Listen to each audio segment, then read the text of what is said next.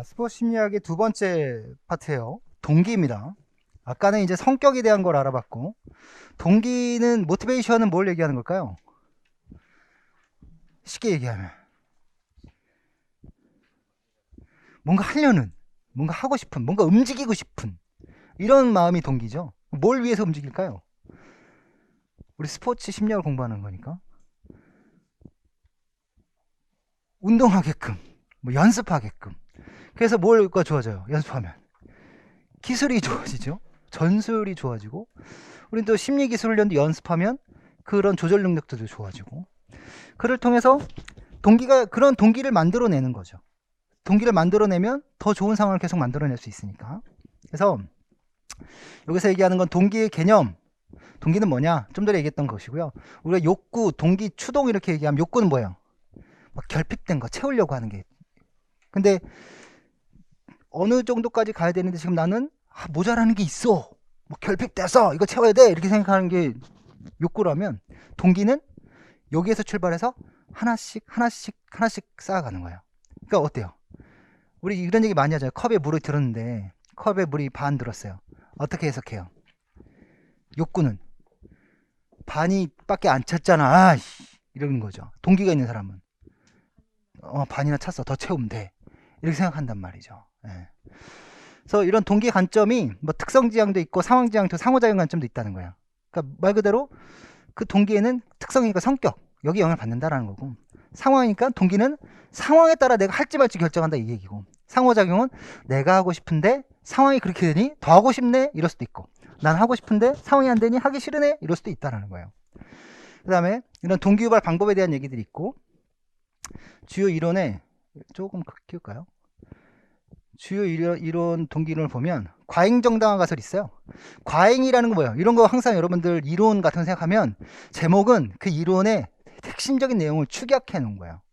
과잉은 넘친다는 거죠. 정당화는 옳다라고 막 강조하는 거예요. 근데 우리가 보상이 과해지면 좋아요, 나빠요? 나빠요. 왜냐하면 보상 때문에 하는 거거든요.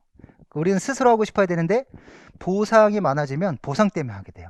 보상이 사라지면 그 사람 운동하겠어요, 안 하겠어요? 안 하죠. 그런 거예요. 데시아 라이언의 인지평가 이론인데, 인지평가, 인지 뭐예요? 내가 생각한다는 거죠. 상황을 받아들여서 상황을 해석한다는 거예요. 평가. 그럼 이제 그 상황이 내가 스스로 하고 싶은 건지, 그 상황이 나를 좋게 바라봐 주는지, 이런 걸 가지고 내가 동기가 결정되는 거예요. 그러니까 어떨 때 주로 동기가 하고 싶은 마음이 생겨요? 제가 어렸을 때, 중고등학교 때 어머님이 책상 앞에 앉아있는데 공부하라 그러면 전 공부 안 하고 나왔거든요. 네. 전 공부하려고 앉았어요. 어머니가 갑자기 이제 들어오셔가지고 모르고, 종이는 공부 안 해! 이러시는 거예요. 그래서 에이씨, 안 해. 아, 그렇게는 안 했다. 공부 안 할래! 이렇게 나왔어요. 뭐요? 누가 결정하는 거예요? 공부 내가 결정하는 건데 어머니 시켜서 하는 공부가 돼버렸잖아요. 자결성이 떨어지니까 동기가 떨어지는 거죠. 저 열심히 했어요. 그것밖에 못하니? 이렇게 얘기하면 기분 좋아요? 기분 나쁘죠? 그러니까 유능감이 떨어져요. 그렇죠? 근데 조금 했는데 잘했다, 충분히 더 할 수 있어 라고 얘기하면 하고 싶죠? 왜냐면 나한테 긍정적인 시선이 오니까. 예. 그런 것들. 드시아 라이언의 인지평가 이론에 대한 뭐 자결성 이론, 자결성 연속체라고 얘기하는데요. 우리 무동기는 동기가 없는 거잖아요. 아무것도 하고 싶지 않은 거죠. 무기력할 때 이런 거 주로 나타나고요. 외적 동기는 동기가 외부에서 왔다, 이거예요. 그죠? 주로 뭐가 가장 커요? 돈, 상, 이런 거죠. 돈 줄 테니까. 예. 공부해라. 여러분들 합격하면 람보르기니 한 대씩 받는 거죠. 그죠? 좋잖아요? 그 정도 재력은 다 있으시잖아요. 예. 그러니까 전 한 100대 사줬어요, 우리 아들. 예. 그 다음에 내적 동기는, 동기가 어디서 나오는 거예요? 내 안에서 나오는 거죠. 이게 좋죠. 뭘 하고 싶은데 내 안에서 나와야지. 주로 그런 거 뭘 때 느끼냐면 좋은 자극을 얻으려고. 이게 최고죠. 몰입감. 아까 운동할 때 강변에서 걷는데 운동하면서 주변에 좋은 풍경도 보고, 운동하면서도 좋은 느낌도 받았고 주변 환경도 좋은 걸 봐요. 그럼 또 하고 싶죠. 어디서부터 나왔겠어요? 이 안에서부터 나왔겠죠. 그게 중요하죠. 동기론에서는 그게 가장 핵심이에요. 그 다음에 성취동기 모델 보면 사람에게는 성취동기가 있어요. 뭔가 이루려고 하는 동기죠. 근데 이루려고 하는 동기인데 보니까 이 성취동기에는 두 가지의 인적 요인이 있어요. 하나는 성취욕구라는 게 있고 실패 회피욕구라는 게 있어요. 얘네는 각자 독립적이에요. 성취 효과가 높고 실패 효과가 높을 수도 있어요. 반대로 성취 효과가 낮을 수도 있고 실패 효과도 낮을 수 있어요. 이 말이 어렵진 않은 건데, 성취 효과는 뭔가 이루려고 하는 욕구죠. 실패 회피는 실패를 안 하려고 하는 욕구예요. 그러니까 실패를 회피하려면 어떻게 하면 실패가 회피가 돼요? 시도를 안 하면 되죠. 시도를 했다면 쉬운 거 선택해야지. 왜냐, 실패 안 하려면. 또는 너무 어려운 거, 그래서 핑계 대야 되니까. 핑계 대려고. 그러니까 그런 거 선택하는 거예요. 그래서 성취 욕구는 되게 크고 실패 회피 욕구는 낮으면 이 사람은 뭔가 동기가 충만할 수도 있잖아요. 그 다음에 이제 유인가치인데, 유인은 뭐예요? 유인하는 거죠. 유인하는 거. 와라. 그래서 그걸 해서 얻어지는 가치예요. 그러니까 어떤 무엇인가를 했을 때 내가 느껴지는, 나에게 따라오는 가치로움. 근데 성공 확률이 보면 성공 확률이 10%밖에 안 되는 게 있고, 또는 50% 정도 되는 게 있고, 90% 되는 게 있어요. 그러니까 성공 확률이 90% 됐을 때 내가 잘했다, 가치롭다 이렇게 느껴요? 10명 중에 9명 성공하는데 별로 가치 없다, 누구나 다 한다 이렇게 생각하죠. 근데 10%는 10명 중 1명밖에 성취를 못해요. 그럼 어때요? 나만 했잖아 이렇게 되죠. 유인가치 되게 높아요. 근데 유인가치는 성공 확률 1 마이너스 성공 확률이에요. 수식으로 따지면. 그러니까 10%면 1 마이너스 0.1이니까 0.9가 유인가치가 되는 거예요. 그러니까 90%가 유인가치가 되는 거죠. 그럼 0.1 곱하기 0.9 하면 0.09잖아요. 반면에 성공률이 90%면 유인가치는 0.1밖에 안 돼요. 0.9, 0.1 또 0.09예요. 반면에 성공률 50%라면 유인가치는 50%밖에 안 돼요. 근데 하지만 그 성공 확률과 유인가치는 수식으로 곱하기로 표현되는데, 성공이 0.5라면 유인가치는 0.5잖아요. 0.5 곱하기 0.5는 0.25예요. 그렇죠? 가장 높아요. 이럴 때 성취 동기가 가장 높게 나타나요. 그래서 이런 수식이 나타나요. 성취 욕구는 높고, 여기서 표현하자면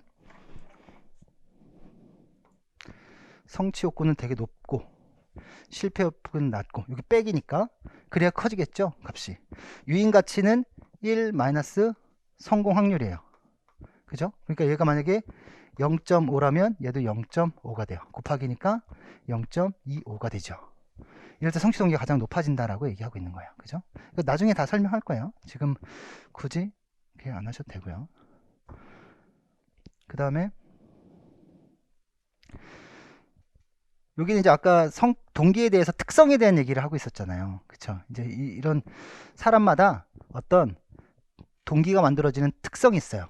그 사람 봤더니 과제 성향인 사람이 있고, 과제 성향인 사람도 있고, 자기 성향인 사람도 있어요. 자기 자아를 중심적이라는 거죠. 그래서 과제 지향적인 사람은 비교 준거가 누구냐면 자기 자신과 비교해요. 그래서 자기 자신과 비교한다는 건 어떻게 비교를 할 수 있는 거죠? 그렇죠. 과거의 나. 그죠? 어제의 나. 그리고 현재의 나. 어제에 좀 부족했던 나, 더 나아질 나, 그리고 앞으로 더 나아질 내일. 이걸 생각하는 거죠. 어때요? 굉장히 발전적이죠. 그죠? 근데 자기 성향은 비교 준거가 타인이에요. 다른 사람. 어때요? 내가 못해요. 근데 다른 사람이 더 못해요. 그럼 어때요? 나 잘한 거죠, 뭐. 그죠? 근데 나 진짜 잘해. 근데 다른 사람이 더 잘해. 그럼 난 못한 거잖아요. 자기 성향이 이렇게 비교해요, 상대적으로. 이런 성향이 있죠. 이런 것들을 주로 얘기하고요. 이것도 얘기할 거예요. 그래서 요 정도까지 일단 먼저 하고 또 볼게요. 자, 앞서 얘기했던 것처럼 동기란 모든 행동에 대해서 내가 그것을 할 것인지 말 것인지 그것을 결정하는 걸 동기라 그래요. 그럼 여러분들 어떤 스포츠에서 경기력을 향상시키거나 또는 우울증을 극복하거나 뭐 이럴 때 가장 좋은 게 뭘까요? 자존감을 높이기에 가장 좋은 방법 뭘까요? 성공 경험. 맞아요. 그것도 좋아요. 근데 그거보다 아주 좀 더 아주 가볍게 갑시다. 아주 쉽게. 재미? 그것도 좋아요. 그거보다 좀 더 쉽게 갑시다. 그냥 내가 생각한 걸 하면 돼요. 물론 여기서는 사회적인 부분들도 있고 여러 가지 사회적 규범과 규칙이 있겠지만, 내가 지금 뭔가를 공부를 열심히 하고 싶어. 그럼 하면 되고, 나 쉬는 시간에 지금 졸린데 잠 깨려고 앉았다 일어나서 10번 해야지 라고 하면 10번 하는 거예요. 그러면 뭐가 생겨요? 동기가 생겼죠. 뭐로 인해 동기가 생긴 거예요? 자기 결정력에 의해서 결정을 하고 선택했고 선택한 걸 행동으로 옮겨서 성취를 했잖아요. 그때 동기가 생기는 거예요. 자결성이 바로 그거예요. 내가 결정하고 내가 행동하고. 동기의 시작인 거예요. 그래서 욕구라는 건 신체적으로 요구 조건에 학생 요구 조건에 나타나는 결핍 상태다. 그 결핍, 자꾸 이거 사달라고 하는 거잖아요. 자꾸 이거 채우려고 하는 거죠. 그런데 동기는 활성화된 욕구를 만족시키게 각성 행동이 지향된 것, 나아가고자 하는 거예요. 아까 얘기했던 컵에 물을 채우면 여기는 지금 뭐예요? 결핍된 거죠. 난 이게 모자라 라고 한다면 이건 욕구고, 동기는 이걸 더 채워 나가야지, 쌓아 나가야지, 이걸 지향하는 거죠. 그래서 방향성이 있는 거죠. 자, 추동은 생리 욕구를 만족시키게 각성된 동기를 의미한다. 뭐 이 정도고요. 자, 세이지라고 하는 사람이 이런 문제도 많이 나와요. 세이지는 동기란 무엇이냐? 노력의 방향과 강도다 라고 얘기하고 있어요. 그럼 노력의 방향은 내가 무엇을 추구할 거냐, 무엇을 회피할 거냐, 이걸 얘기하는 거죠. 그렇죠? 그 다음에 노력 강도는 내가 노력을 많이 할 것이냐, 하지 않은 적게 할 것이냐 라는 얘기예요. 그럼 동기가 높은 사람은 어떻게 되겠습니까? 어떤 활동을 추구할 것이고 노력을 많이 하겠죠. 아까 잠깐 얘기했던 성취 동기 모델에서 내가 동기가 많이 떨어지는 사람이에요. 또는 성취 욕구가 낮은 사람이에요. 실패 욕구가 큰 사람이에요. 이런 사람 뭘 선택할까요? 활동을 안 하려고 하겠죠. 그렇죠? 하지 않는다. 어떤 활동 하지 않으려고 하고 피하려고 하겠죠. 그래서 그와에 관련된 설명입니다. 노력의 방향은 어떤 활동을 할 것이냐 하지 않을 것이냐에 대한 얘기다. 어떤 사람이 인라인 동호회에 참가하기로 결정했다라고 얘기한다면 그건 추구하겠다라고 얘기한 거잖아요. 그건 추구하고자 한다. 근데 인라인 등록했는데 그게 너무 재밌어 라고 하면 노력을 더 많이 하겠죠. 근데 했더니 너무 다리 아프고 처음부터 너무 강도가 세. 그러면 너무 하기 싫어. 하기 싫으면 동기가 떨어지겠죠. 강도는 약해질 거고 점점점 그 활동을 회피하게 될 거예요. 그래서 운동 지속 실천을 만약에 운동 심리학적으로 간다면 이런 사람들은 어때야 돼요? 강도를 낮게 편안하게 재밌게 하게 해주고, 운동 선수라면 더 강한 어떤 기술을 획득할 수 있는 동기를 부여해야 되겠죠. 노력 강도, 어떤 활동을 추구하는 데 투입되는 노력의 정도예요. 재밌어요. 하고 싶어요. 어떻게 하겠어요? 더 하고 싶죠? 오늘 공부해요. 공부하는데 공부가 재밌어요. 그럼 어때요? 10시, 11시가 문제예요. 밤을 새서도 계속 하고 싶은 거죠. 네. 자, 동기의 관점인데요. 이건 이제 동기에 대해서 우리가 어떻게 바라보느냐인데, 앞서 얘기했던 것처럼 동기에는 개인적 요인이 있어요. 이게 개인의 뭐에 해당되냐면 특성에 해당되는 거예요. 그래서 개인이 가지고 있는 요구가 있을 거고, 개인이 가지고 있는 흥미, 목표, 성격 이런 건 지극히 개인적이잖아요. 그렇죠? 이런 것에 의해서 동기가 결정되기도 하죠. 내가 하고 싶은 것, 나의 목표. 반면에 상황에 따라서 동기가 결정되기도 해요. 나는 되게 좋은 선생님을 만났어. 좋은 코치님을 만났어. 나는 인간적인 사회적 관계를 형성하면서 운동하는 걸 되게 좋아하는데 우리 리더는 굉장히 관계지향적이어서 마음에 들어. 나는 굉장히 과제지향적인 운동을 하고 싶은데, 관계를 형성하고 싶은데 우리 지도자는 굉장히 과제중심적이야. 우리는 잡담도 없잖아. 운동만 열심히 해. 근데 그게 마음에 들어 라고 하면 그런 동기가 형성되는 거죠. 시설도 어때요? 추운 날씨에 운동하고 싶은데 시설이 찬바람이 쌩쌩 들어와. 운동하기 싫죠. 동기 뚝 떨어져요. 근데 굉장히 아주 쾌적한 환경에서 운동을 할 수 있다. 이러면 동기가 생기는 거죠. 우리가 독서실이든 스터디 카페든 가면 쾌적한 환경에서 공부할 수 있도록 그런 곳을 찾을 거 아니겠습니까? 그 다음 팀 성적. 이런 것도 역시 동기에 영향을 미치겠죠. 맨날 꼴찌만 하는 팀에 있는 것보다는 그래도 승리를 하는 팀. NBA 선수들 보면 슈퍼팀을 만드는 이유도 우승 반지를 끼워보려고 만드는 거 아니겠습니까? 그런 것들도 다 동기에 영향을 받겠죠. 상호작용 관점은 이러한 개인적인 요인과 상황적인 요인이 다 합쳐져서 참가자의 동기로 나타날 수 있다고 보는 게 바로 상호작용 관점이에요. 그래서 앞서 얘기했던 것의 특성은 지극히 개인적인 얘기고, 상황지향적인 것은 상황이 동기를 만들어낸다라는 거고, 그 다음에 상호작용적 관점은 어떤 상황과 특성의 어떤 조화에 의해서 동기가 만들어진다라는 것을 얘기하고 있어요. 자, 그러면 그 중에 동기 이론 중에 가장 대표적인 이론 중에 하나가 애킨스의 성취 동기 이론이에요. 그래서 앞서 얘기했던 것처럼 성취 동기 모델이라고 얘기하기도 하고, 이 성취 동기 이론은 개인적인 요인과 환경적인 요인으로 나누어져 있어요. 그러니까 아까 우리가 동기가 결정되는 데 있어서 개인적인 요인가 있었고 환경적인 요인이 있었고 이런 상호작용에서 동기가 형성된다라고 얘기했잖아요. 그러니까 개인적인 요인과 환경적인 요인이 다 결합되어진 거니까 상호작용적인 관점에서 우리가 동기를 결정한다라고 얘기할 수 있을 것 같아요. 근데 이 성취 욕구하고 실패 회피 욕구는 앞서 얘기했던 것처럼 성취 욕구는 무엇인가를 성취하고자 하는 욕구예요. 실패 회피 욕구는 실패를 하지 않으려는 욕구예요. 실패를 피하고 싶은 거죠. 그래서 성취 욕구가 높은 사람들은 주로 선택하는 과제가 어떤 과제를 선택하냐면 이렇게 연결해 볼까요? 어떤 확률이냐면 50%의 성공 확률을 가진 과제를 선택해요. 그러니까 이런 과제는 뭐예요? 성공할 수도 있고 실패할 수도 있고죠. 그럼 성공할 수도 있고 실패할 수도 있고 확률이 반반이니까 어떻게 하면 성공으로 가까워져요? 조금만 더 노력하면. 실패할 수도 있지만 조금 더 노력하면. 어렵지만 노력하면. 실현 가능한 목표인 거죠. 이런 과제를 선택해요. 근데 실패 욕구가 굉장히 큰 사람들은 어떤 과제를 선택하겠어요? 그쵸, 이 사람들은 성공 확률이 10%밖에 안 되는 또는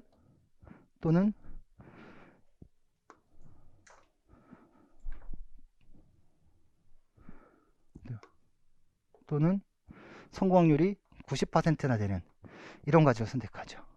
그래서 이런 거 선택하고 나서 뭐예요? 성공이 10%만 안 됐으니까 창피함을 피하려고 이런 거 선택하는 거예요, 다. 그렇죠? 그냥 핑계 대려고.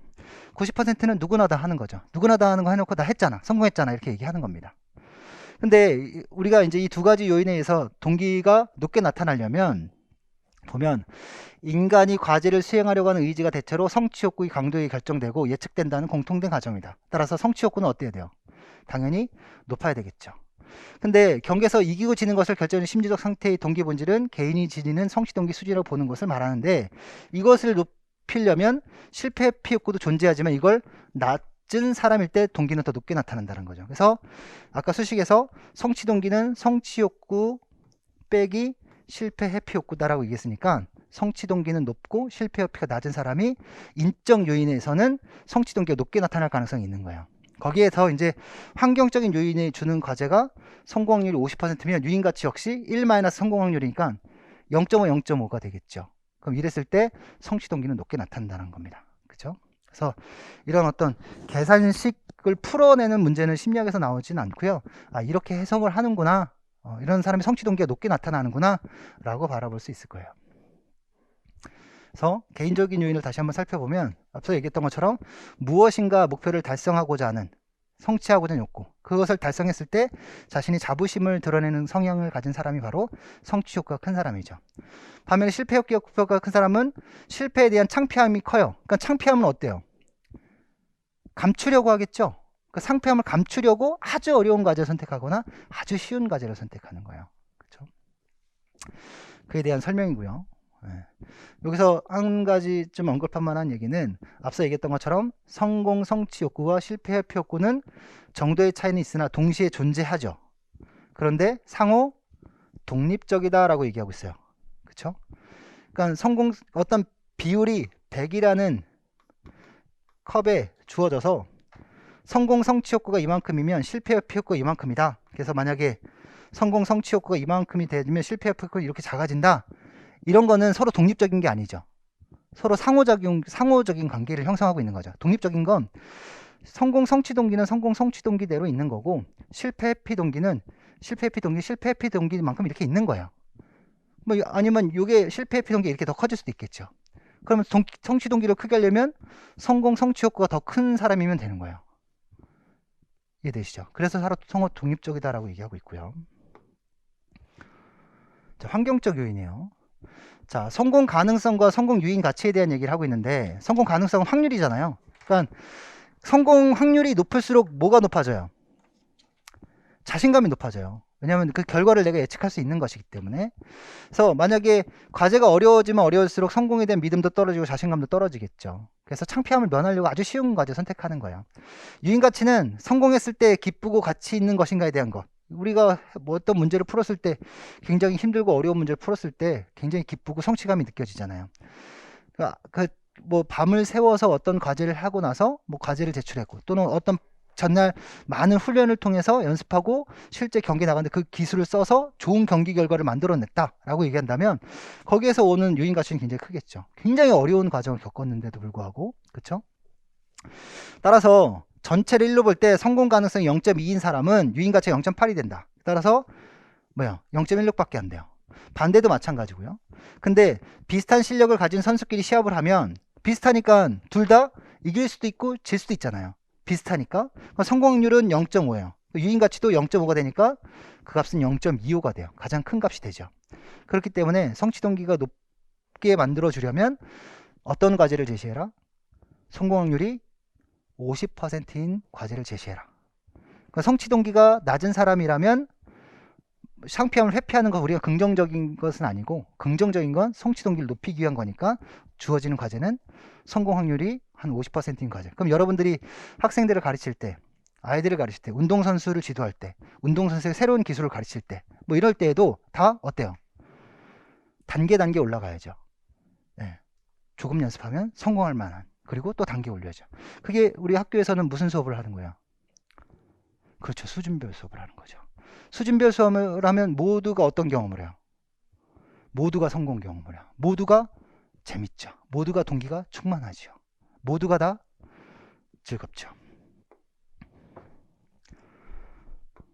자, 보면 성취동기 모델에서 성취동기와 정서반응 및 행동 특성에 대한 얘기예요. 보면 앞서 다 얘기했던 내용인데, 개인적인 요인과 상황적인 요인의 상호작용은 정서적 반응과 행동에 영향을 미치게 되겠죠. 그래서 50%의 성공 확률이 가진 사람을 가질 경우에 성취 동기가 가장 높을 것이라고 예측이 가능해요. 그렇죠? 뭐 우리가 앞서 이제 계속 설명했던 얘기니까. 성취 동기가 낮은 사람은 50%의 과제를 회피해요. 왜 회피할까요? 실패할 확률이 50%나 되거든요. 그렇죠? 50%나 되는 거거든요. 성취 동기가 높은 사람은 어떻게 해석해요? 성공할 확률이 50%나 되거든요. 그러니까 똑같은 50%인데 바라보는 데가 다르죠. 그러니까 성공률이 50%가 되니까 나는 더 추구할 거야 라고 하지만, 실패할 확률이 50%나 되기 때문에 더 실패할 수도 있잖아 라고 생각하는 게 바로 성취동기가 낮은 사람들이에요. 그러니까 어때요? 이걸 바꿔야죠. 얘네들은 높이거나 낮추거나. 그리고 핑계를 대야 되는 거죠. 그래서 이런 사람은 성공이 보장되거나 비현실 어려운 과제를 선택한다. 성공 보장 90% 성공 확률, 비현실적 과제 10% 성공 확률. 네. 대학의 입학시험을 봐요. 입학시험 봐요. 이런 성취동기가 떨어지는 사람은 어느 학교 지원해요? 저기 아주 서울의 명문대학교 지원해요. 아니면 저기 아이비리그를 가겠죠. 그걸 가고 떨어졌어. 그러면 뭐라고 그래요? 나 저기 아이비 지원했잖아. 어때? 대단하지? 그러고 그런 거예요. 그런 사람이죠. 자, 성취동기 수준이 낮은 사람들은 자신이 승리할 수 없다고 생각하는 상대를 선호한다. 뭐 하려고? 저도 추성훈하고 격투기에서 졌어요. 제가 한 대 맞았어요. 뭐라 그래요? 나 추성훈하고 붙었잖아. 그죠. 그렇게 얘기해요. 창피함을 피하려고. 자, 50% 성공 가능성에 대한 불확실성과 실패에 대한 걱정 때문에 낮은 기량이나 능력을 보여줄 가능성이 있다라는 겁니다. 그러니까 이건 우린 부정적이죠. 우린 긍정적인 걸 얘기해야 되고, 만약 낮은 성취 동기력 수준을 가진 사람이 이러한 상황을 피할 수 없다면 실패를 피하기 위해 필요한 엄청난 노력이 필요하다는 사실 때문에 괴로워한다. 그걸 감당할 수 없으면 안 하는 거죠. 그러니까 포기하는 거예요. 그러니까 우리가 운동을 시키고 싶으면 감당 가능한 수준에서 서서히 끌어올려야 되는 거죠. 다음, 성취 동기 수준이 높은 사람과 낮은 사람의 공통점 보면 모두 자신이 자랑스럽다는 것을 느끼고 싶어하고 창피한 것을 수치심을 느끼고 싶어하지 않죠. 이건 당연한 얘기예요. 누구나 그렇죠. 누구나. 그렇지만 개인의 성격은 특정 상황에 따라 다르게 작용하기 때문에 자부심, 수치심 등 중에 어디에 초점을 맞추냐인데, 성취 동기가 높은 사람은 어디에 초점을 맞추겠어요? 자부심에 초점을 맞추겠죠. 성취 동기가 낮은 사람은 수치심에 초점을 맞추는 거예요. 그러니까 성취 동기가 높은 사람은 자부심을 높이려고 여기에 초점을 맞추겠죠. 근데 성취 동기가 낮은 사람은 수치심을 느끼지 않으려는 게 초점을 맞추는 거예요. 자, 성취 동기가 높은 사람, 성공에 대한 자부심에 중점을 둔다. 좀 더 도전적인 과제를 선택한다. 그랬을 때 더 유인 가치는 더 크니까. 그죠? 네. 낮은 사람은 창피함과 수치심에 초점을 맞춘다. 도전적인 거 피하고, 평가 상황 어때요? 긴장되나요? 평가받는 상황 긴장 안 돼요? 시합 상황 또는 국가대표 선발전, 학교 대표 선발전, 뭐 이럴 때 긴장되지 않아요? 왜 긴장되는 거예요? 네? 수치심 느껴서 평가받는 상황에서 잘 못할까봐. 그렇죠. 나에 대해서 누군가가 평가한다는 상황이 되면 나의 위치가 바뀌어요. 반대로 바꾸면 그 사람도 되게 긴장할 거예요. 그죠? 근데 이 사람이 어떤 능력을 갖고 있을 때 내가 더 긴장할까요? 전문가일 때. 또 그 사람한테 평가를 받아본 경험이 있을 때. 나중에 이제 우리 사회적 촉진과 관련된 부분 할 때 이제 얘기할 거예요. 그러면 이제 긴장하겠죠. 그럼 그런 사람이 긴장되면 잘하겠어요? 못하겠어요?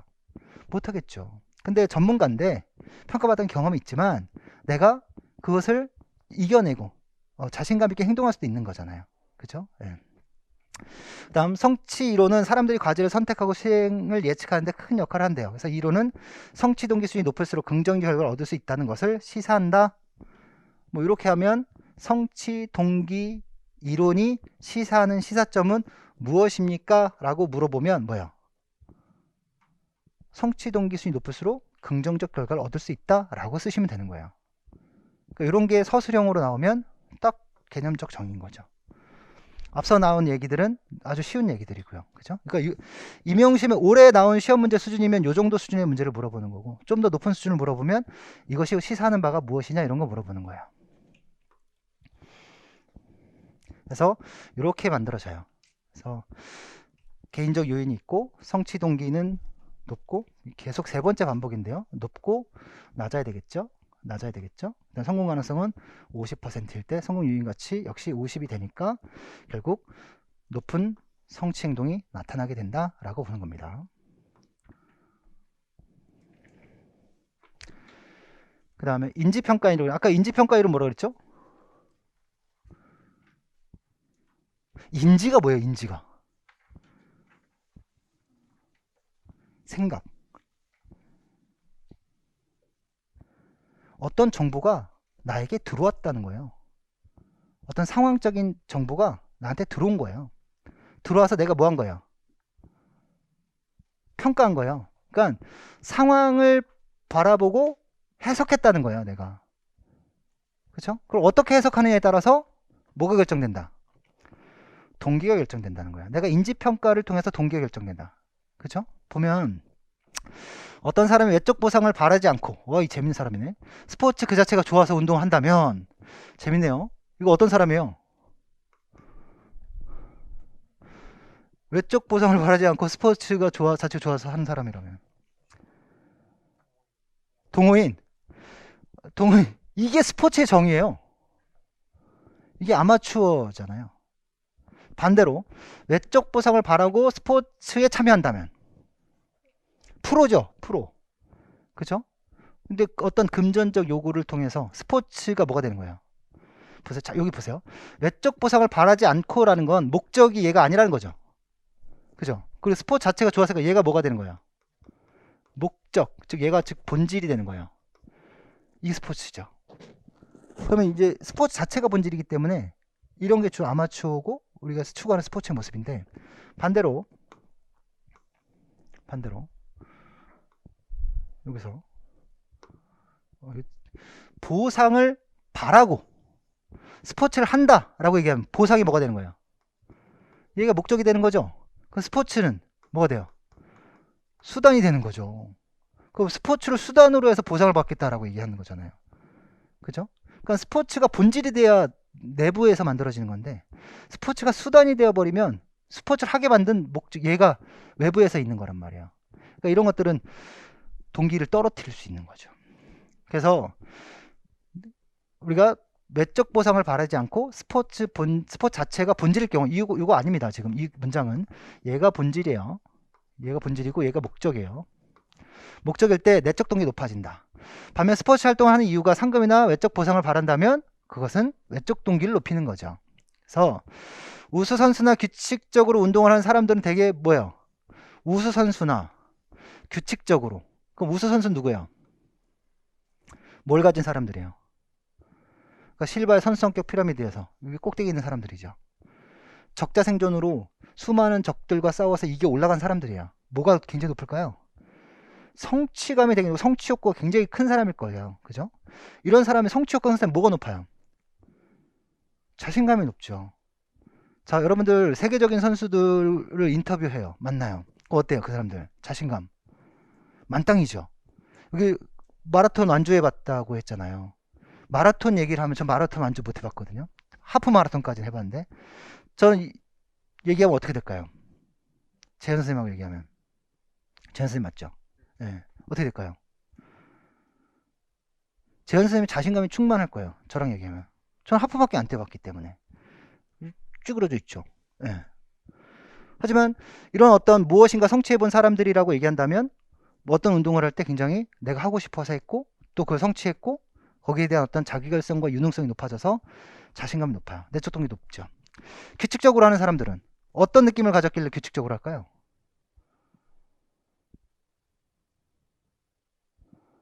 오늘도 운동하고 싶고 내일도 운동하고 싶어요. 오늘도 공부하고 싶고 내일도 공부하고 싶어요. 잠도 안 자고 계속 공부만 하고 싶어요. 임용시험 빨리 합격하려고 라고 하면 또 안 되지만 너무 즐거워서 해요. 이러면 어떨까요? 뭔가 재밌는 거예요. 즐거운 거예요. 그래서 습관이 됐겠죠. 이런 사람들은 내적 동력이 되게 높아요. 거기선 자결성도 높고 또 아마 유능감을 느꼈을 거예요. 긍정적인 정보를 얻었을 거예요. 그래서 내적 동기, 외적 동기 모두 높을 때 강한 성취욕구가 나타나는 건 사실이에요. 왜냐면 내가 뭐 하고 싶은데 그냥 하는 것이었는데 여기에다가 어떤 보상까지 또 와. 그럼 너무 좋잖아요. 다만 여기서 저울질을 해야죠. 뭘? 스포츠와 돈과 네. 돈을 받기 위해 스포츠하면 외적 동기가 높아지는 거고 스포츠만을 좋아서 하면 내적 동기 높아지는 건데 돈을 받으니 좋고 스포츠를 하니 다 좋아. 이게 다 높여줘야 되겠죠. 근데 중심은 누가 더 커야 돼요? 이쪽이 더 커야 돼요. 이러면 외적 동기는 외적 보상은 동기를 굉장히 높여주는 방향으로 쓰여지죠. 근데 주로 외적 보상을 자꾸 주다 보면 어떻게 돼요? 기울겨 이렇게 돼요. 여기가 더 중요하게 되죠. 여기가 더 떨어져요. 우리 사람들에게 그 할머니 그래머 법칙 얘기하면 할머니들 주로 뭐라 그래요?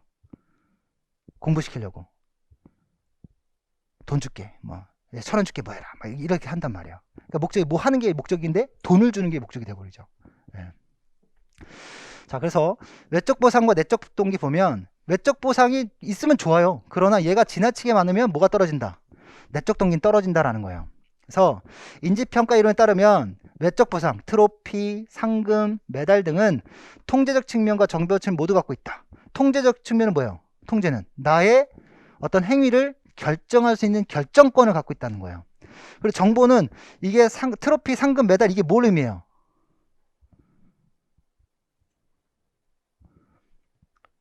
트로피, 상금, 메달이 뭘 의미해요? 왜 피파에서 우승하고 나서 이걸 왜 들어올려요? 이 사람들이.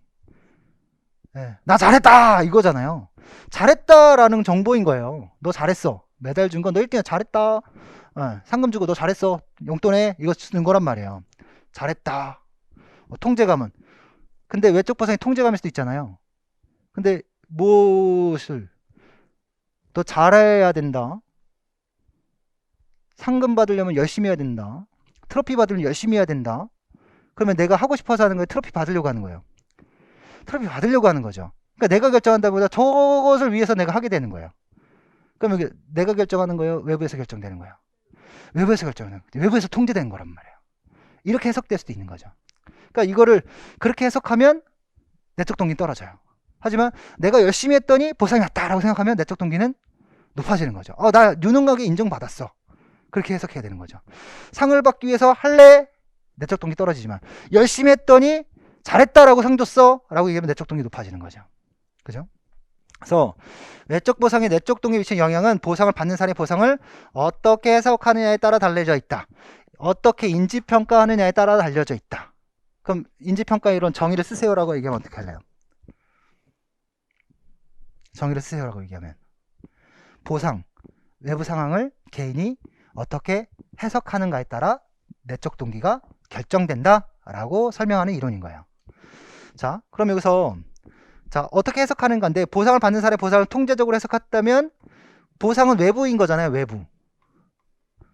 외부에서 통제된 거예요. 그러면 어때요?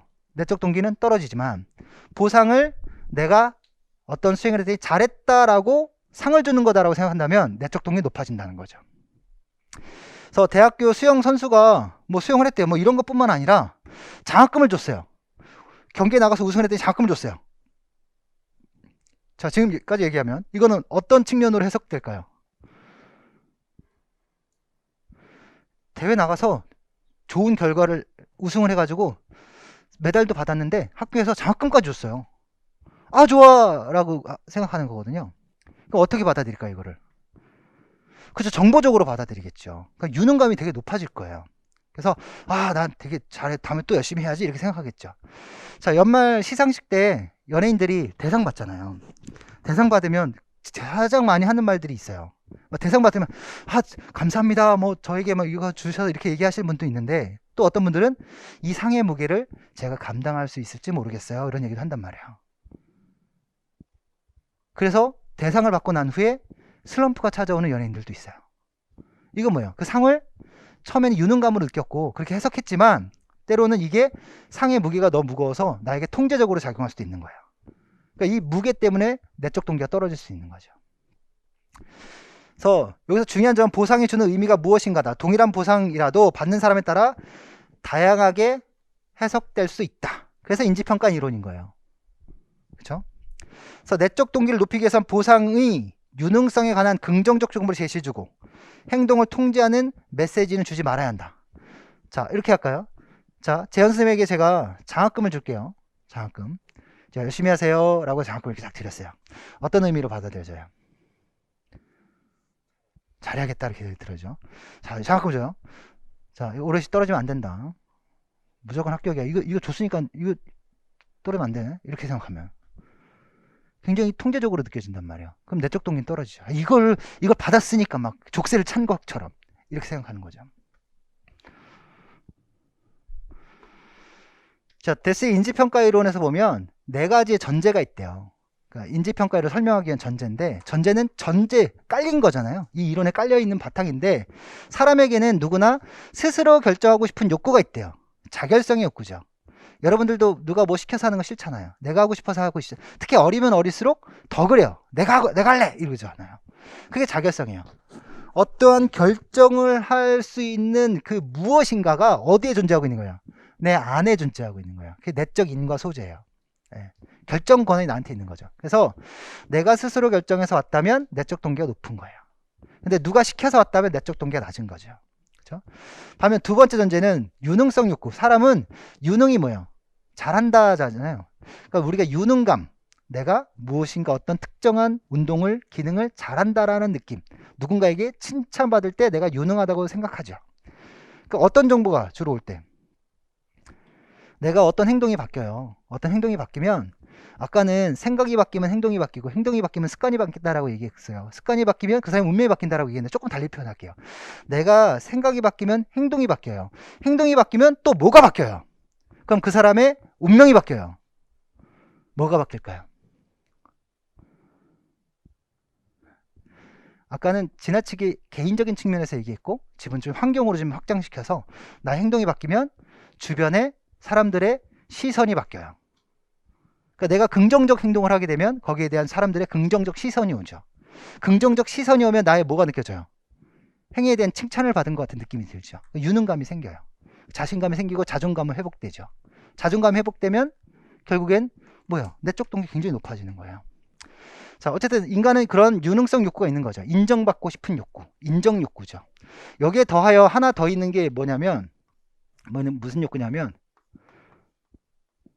관계 욕구가 있어요. 사람은 자결성의 욕구, 유능성의 욕구, 관계성의 욕구가 있어요. 그러니까 사람은 혼자 살 수 없잖아요. 타인과의 관계를 통해 성장하는 거니까. 그래서 욕구의 기본 전제 3가지를 써라라고 한다면 자결성 욕구, 유능성 욕구, 관계성, 관계에 대한 욕구예요.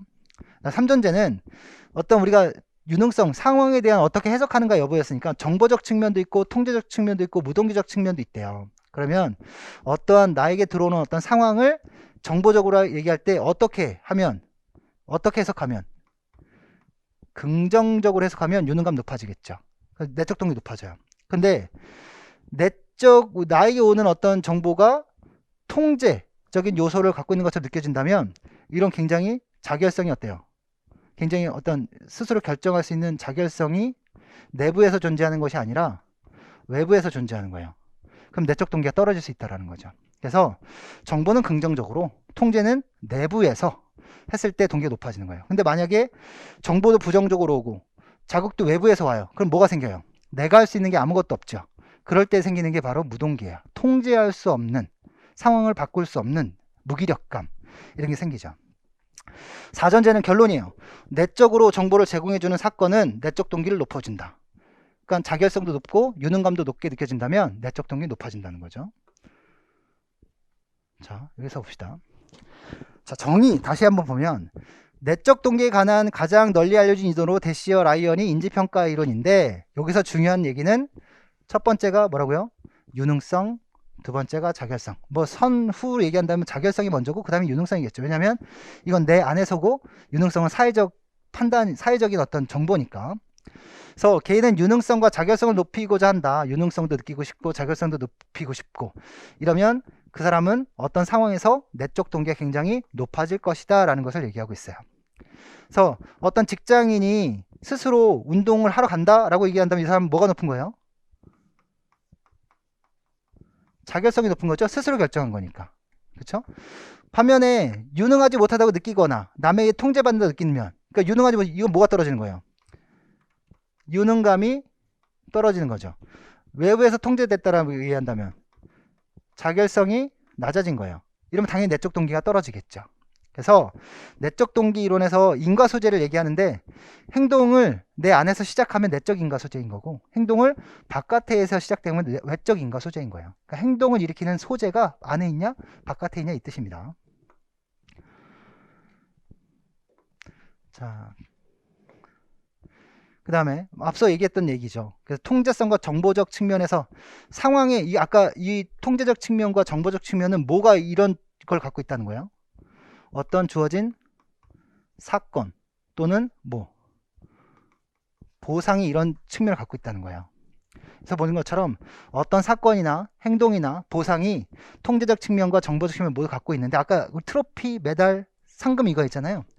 트로피, 메달, 상금이 잘했다라고 주어지는 거면 내적 동기 높아지죠. 탁월성 크게 느낄 거야.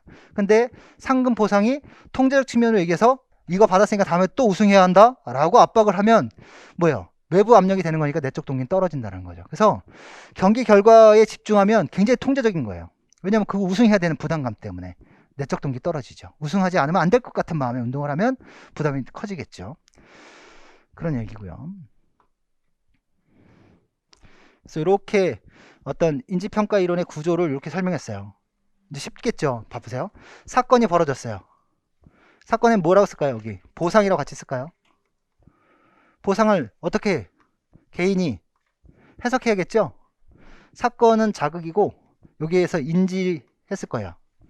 그쵸? 그래서 여기서 이제 판단하겠죠. 머릿속에서. 그 사건은 나한테 굉장히 통제적인 측면이야. 외부적인 사건 통제적 측면이야. 그럼 어디로 가요? 여기로 가겠죠. 그러면 자결성이 떨어져요. 그럼 내적 동기 떨어질 거예요. 사건이 나타났지만 이 보상은 이 보상 나이가 열심히 한 결과로 만들어진 것이기 때문에 더 열심히 해야지, 더 열심히 참여해야지 라고 한다면 어디로 가요? 내적으로 가겠죠. 그럼 자결성 높아지고 상반은 더 열심히 해야 되겠고, 나는 아침에 새벽에 운동했는데 새벽에 좀 더 1시간 더 일찍 일어나 더 열심히 연습해야지, 이렇게 생각한단 말이에요. 그럼 그거 누가 결정한 거예요? 내가 결정한 거죠. 네. 이게 내적 동기 증가하죠. 반면에 보상을 받았어요. 정보적 측면으로 보상, 나 잘했대, 너 잘했어. 그럼 유능성 높아지고 내적 동기 높아지죠. 근데 너 이거 받았으니까 다음에도 꼭 우승해야 된다 라고 얘기하면 부정적인 거죠. 유능성은 감소해요. 또는 이 상을 못 받았거나 이렇게 됐을 때도, 또는 칭찬을 못 받았거나 이랬을 때도 마찬가지죠. 그럼 내적 동기가 떨어지죠. 그래서 어린 아이들 같은 경우 이런 거에 되게 심리적으로 열이잖아요. 심리적 열이기 때문에 아이들은 항상, 특히 여러분들 중학교 1학년 학생들 맡으면 얘네 아직 초등학생 티 아직 못 벗겼거든요. 초등학교에서는 이러고 다니다가 중학교 딱 들어오면 이렇게 어깨가 좁아져요. 그리고 이제 선생님 앞에 와가지고 초등학교 저학년처럼 이렇게 행동해요. 선생님 저 얘기 했어요 이렇게 하는 애들 있어요. 왜 그렇겠어요? 유능감 인정받으려고. 특히 저학년 애들은 더 하죠. 자, 유능성, 자결성 이제 지금 한 10번은 나온 것 같아요. 그죠? 이제 유능성과 자결성에 대한 개념을 물어보면 유능성은 내가 유능하다라는 것을 인정받는 거고 자결성은 내가 결정하는 것이다 라는 거예요.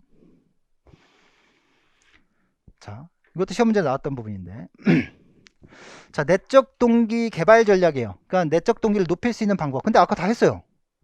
누가 결정하라고요? 내가 결정하라고요. 어떻게 사회적 관계에서 나는 어떤 대우를 받아야 돼요? 긍정적 정보를 받아야 돼요. 그죠? 네. 보면 성공 경험을 갖게 한다. 그럼 뭐가 높아져요? 잘했다라고 할 거 아니에요. 잘했다. 그럼 뭐가 높아져요? 당연히 유능성이 높아지죠. 그러니까 아이들이 유능성이 높아지면 뭘 하겠어요? 또 선생님 봐봐요. 저 또 할게요. 이렇게 할 거란 말이에요. 하터라는 사람이 이걸 가지고 유능성 동기 이론을 만든 거예요. 그래서 아이들에게 뭔가 시켜봤어요. 할 수도 있고 못할 수도 있잖아요. 하면 어때요? 잘했다라고 할 거 아니에요. 그러면 이거 뭐가 생겨요? 유능감이 생겨요. 유능감이 생기면 유능성 동기가 생기는 거죠. 그럼 뭐 하겠어요? 선생님 저 또 할게요 이런단 말이에요. 또 뛰어봐. 그럼 또 연습하겠죠. 숙달 시도를 또 하겠죠. 그럼 또 잘할 거 아니에요. 그래서 또 성공해요. 그래서 갑자기 이만큼 높은 거 줬어. 했더니 선생님 안된 실패 이러면 얘가 뭐가 생겨요? 막 딱 올라갔는데 갑자기 너무 높아져가지고 단계가 실패를 해요. 뭐가 생겨요? 실패 부정적 정보가 온 거잖아요. 실패면 뭐가 생겨요? 성공감은 유능성을 높였는데 실패감은 유능성을 낮출 거 아니에요. 낮추니까 뭐가 생겨요? 유능성 동기가 떨어져요. 그러면 다시 시도하겠어요? 안 하겠어요? 안 하겠죠? 그럼 어떻게 해줘야 돼요? 살짝 높여줘야 되는 거죠. 언어적 비언어적 칭찬 자주 한다. 어때요? 잘했다, 최고다 라는 거잖아요. 뭐가 좋아져요? 제가 그냥 여러분들 최고입니다 라고 얘기해도 그냥 영혼 없이 최고입니다 라고 얘기해도 어때요? 기분 좋잖아요. 어쨌든 유능감 생기는 거죠. 그렇죠? 연습 내용과 순서를 바꾼다. 내가 스스로 바꾸면 돼요. 나 오전에 운동하는 것보다 오후에 하는 게 좀 편했는데 그럼 오후에 바꿀래. 난 밤에 저녁 때 야행성이라서 저녁 때 하는 게 좋아. 저녁에 바꿔. 이러면 누가 결정하는 거예요? 내가 결정하는 거죠. 그럼 뭐가 높아져요? 자결성이 높아지죠. 그죠? 자, 목표 설정과 의사결정에 참여시킨다. 저는 이 목표가 너무 높은 것 같습니다. 좀 낮추겠습니다. 자, 이걸 계획을 세울 때 저의 의사를 반영해 주세요 라고 얘기한다면 계획을 세우면 뭘 하게 돼요? 계획은 꼭 행동을 이끌죠. 그러니까 행동은 결국 그 계획은 누가 결정한 거예요? 본인이 결정한 거죠. 자결성이죠. 네. 맞죠? 그 다음에 실현 가능한 목표를 설정한다. 아까 우리 성취동기, 에키스 성취동기 모델에서 실현 가능한 목표는 몇 퍼센트 확률? 50% 확률. 성취동기가 높은 사람은 이런 과제를 선택하죠. 그럼 뭐 하겠어요? 성취하겠죠? 뭘 느끼겠어요? 유능감을 느낄 거예요. 그래서 여기가 조금 이제 애매한데 앞서 제가 설명을 드렸기 때문에 이걸 이해하는 데는 어렵지 않을 것 같은데 자, 보면 자, 우승과 같은 결과지향적인 목표보다는 연습 횟수와 기술 향상, 감정 조절, 집중력 같은 자기가 달성할 수 있는 목표가 더 좋다. 이와 같이 과정지향적인 목표는 그러니까 결과는 우승, 승리 이거고 과정은 경기 중이죠. 과정적인 목표는 자신의 수행을 통제한다는 느낌을 갖게 한다. 자, 결과 목표하고 과정 목표를 보면 자, 우리가 목표가 유형이 세 가지가 있다면 자, 과정 목표가 있고요. 수행 목표가 있고요. 결과 목표가 있어요. 그러면 결과 목표는 내가 통제할 수 있을까요? 통제할 수 없을까요? 통제할 수 없어요. 그쵸? 통제할 수 있어요, 결과를? 자신감이 충만하다면 그 여자 그 격투기 선수 중에 론다 로즈인가? 이분 아세요? 론다 로지 그 레슬링 유도 선수였나? 유도 선수였다가 격투기로 전향해서 무패의 어떤 그 기록을 이어가고 다 KO 시키고 막 눈에 막 장난 아니었죠. 근데 그 선수가 경기만 하면 다 이길 것 같으니까 자신감이 하늘을 찔렀죠. 네. 근데 그걸 보고서 마이크 타이슨이래요. 너 위험하다. 너 위험하다. 너 위험하다. 근데 졌죠. 진짜 한번 얻어맞고 쓰러졌어요. KO 당했어요. 그러고 나서 얘가 무슨 생각을 하냐면 자살을 생각해요. 한 번 졌다고. 근데 뭘 잃은 거예요? 한 번도 자기는 질 거라고 생각해 본 적이 없는데 지상 최강의 여자라고 생각했는데 한 번 지고 나서 그게 한순간에 무너져 버린 거예요. 그 다음 경기 어떻게 됐을까요? 또 져요. 못 일어나는 거죠. 그러니까 심리가 그렇게 중요해요. 그래서 결과는 통제할 수 없는 부분이에요. 하지만 그 론다 로지가 만약에 경기를 좋은 결과 만들려고 했다라면 결과에 대한 것보다는 뭐에 집중해야 돼요? 과정에 집중해야 되는 거죠. 내가 비록 졌지만, 지난 경기 졌지만 이번에는 한번 저 선수하고 최선을 다해볼래. 비록 내 마음은 지금 무너졌지만 다시 한번 더 해볼래. 여기 집중하는 거죠. 여기는 수행은 객관적인 약간 퍼센트, 뭐 횟수, 뭐 이런 것들의 목표를 잡는 거예요. 그럼 여기서 보면, 자, 이런 과정지향적 목표는 자기의 수행을 통제한다는 느낌을 갖게 해준다. 따라서 과정지향적 목표를 달성하는 것은 유능성이 있다는 증거이다. 즉, 이 과정을 통해서 내가 통제할 수 있는 것이고, 통제하는 것을 통해서 어떤 성공감을 느낀다라면 나의 유능감을 얻을 수 있다라는 거죠. 그래서 통제성은 물론 자결성이에요. 근데 여기서 내가 할 수 있는 것, 성공할 수 있는 것, 여기에 집중하라는 거죠. 그래서 여러분 임용시험 공부할 때 여러분들에게 계속 들어오는 자극들은 뭐냐면 굉장히 새로운 자극들, 새로운 내용들, 여기에 귀가 솔깃해요. 기존에 했던 내용들은 너무 익숙하고 잘 아는 내용이기 때문에 잘 안 봐요. 근데 그게 잊어버리고 시험 보면 그런 게 틀려요. 새로운 내용이야 다 틀리는 내용이라고 친다면 알고 있는 내용은 다 맞춰야 되는 거 아니에요? 근데 우리는 시험장 가면 다 알고 있는 내용들 중에 실수가 상당히 많아요. 근데 그게 가장 어려운 거예요. 강사들은 이렇게 얘기해요. 실수하지 마세요. 실수하면 떨어지는 거예요. 실수만 하면 돼요. 이렇게 얘기하죠. 지가 가서 시험 보라 그래. 지도 실수하지. 저도 실수하는데. 그렇지 않아요? 왜냐면 그건 누구나 인간을 갖고 있어요. 하지만 그걸 줄이기 위한 노력을 우리가 해야 되는 거죠. 그래서 쉽지만 만만하게 보면 안 되는 거예요. 그래서 이게 이제 시험 문제 이렇게 나왔었죠. 그 내용이. 그 다음에 내적 동기 향상 전략인데요. 내적 동기를 높이기 위해서는 어떻게 해야 되냐? 앞서 얘기했던 거 그대로예요. 뭘 주면 돼요? 잘했다 라고 해주면 돼요. 그러면 내적 동기는 높아져요.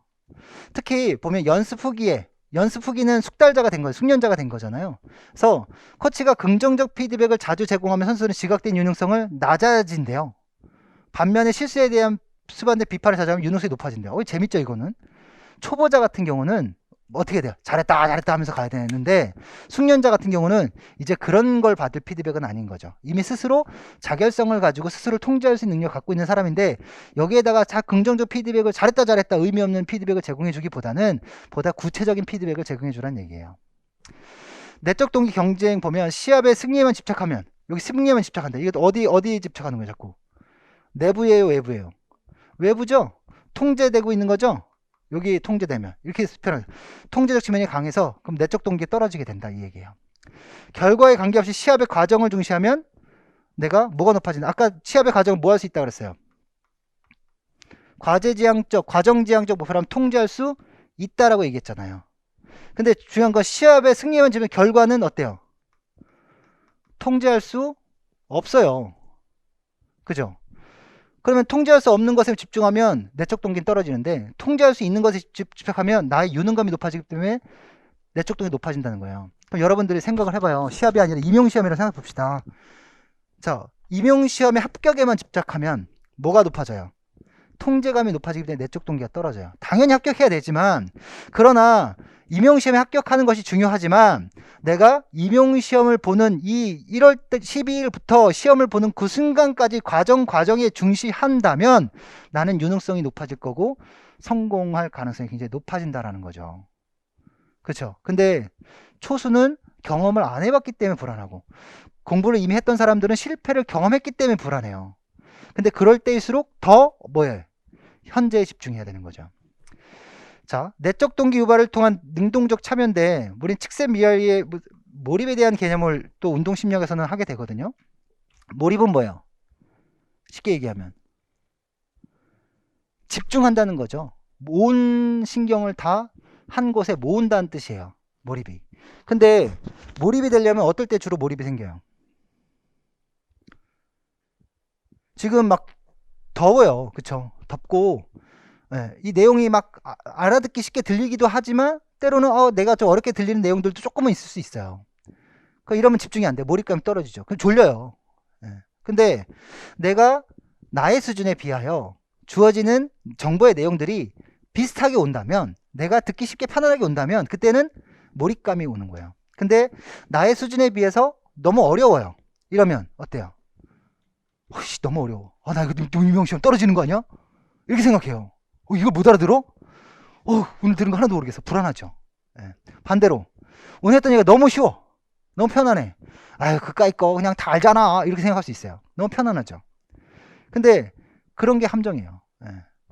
반면에 기술 수준이 너무 높은 사람이 똑같은 과제를 봐도 비슷한 느낌을 또 받을 수도 있죠. 예.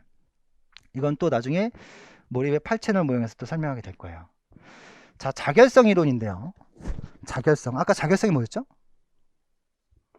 자신이 스스로 결정할 수 있는 능력을 자결성이라고 했어요. 어떤 스스로 행위를 결정하는 소재가 내 안에서부터 나오는 거예요. 자결성. 근데 자결성이 연속성을 갖고 있대요. 그래서 자결성이 아주 낮은 부분에서부터 자결성이 아주 높은 부분까지 이렇게 쭉 연속성을 갖고 있대요. 보니까 우리가 얘기하는 어떤 동기와 관련된 부분에서 자결성이 낮다. 이 얘기는 내가 결정하지 못한다. 내가 통제하지 못한다. 동기는 내가 결정해서 내가 어떤 방향으로 얼마만큼 열심히 노력할 것인가인데 내가 아무것도 결정할 수 없다라고 얘기한다면 뭐가 생기는 거예요? 무동기가 생기는 거죠. 그럼 자결성의 끝은 내가 스스로 하고자 하는 방향으로 열심히 노력해야지라고 얘기한다면 여긴 뭐가 되겠어요? 내적 동기가 되겠죠. 그럼 내적 동기가 없는 사람한테 바로 네가 결정해서 해라라고 할 수 있겠어요? 안 되겠죠. 방구석에 처박혀 있는 히키코모리예요. 예. 운둔형 외톨이에요. 운둔형 외톨이를 밖으로 나오게 하고 싶어요. 어떻게 할래요? 외적 보상을 줘야 될까요? 밥을 문 앞에 놓던가, 예, 돈을, 여러분 결혼해 보면 이제 함 지고 들어가잖아요. 예, 함제비가 안 온단 말이에요. 얘 오게 어떻게 해요? 함제비는 되게 무동기 같은 애들이 해야 될 것 같아. 동기가 없는 애들. 아이고 그냥 발걸음 하나 움직이는 거 귀찮다라고 하는 사람들. 그럼 이제 돈 놔주죠. 1,000원짜리 연장 놔주면 아이고 5만원짜리 하나씩 놔줄 때 그렇게 하세요. 5만원짜리 10만원짜리 해나? 어쨌든 이렇게 하면 오겠죠. 뭐 하려고, 뭐 때문에 오는 거예요? 돈 때문에 오는 거잖아요. 돈 때문에. 그런 게 바로 외적 동기예요. 그쵸? 근데 이 외적 동기도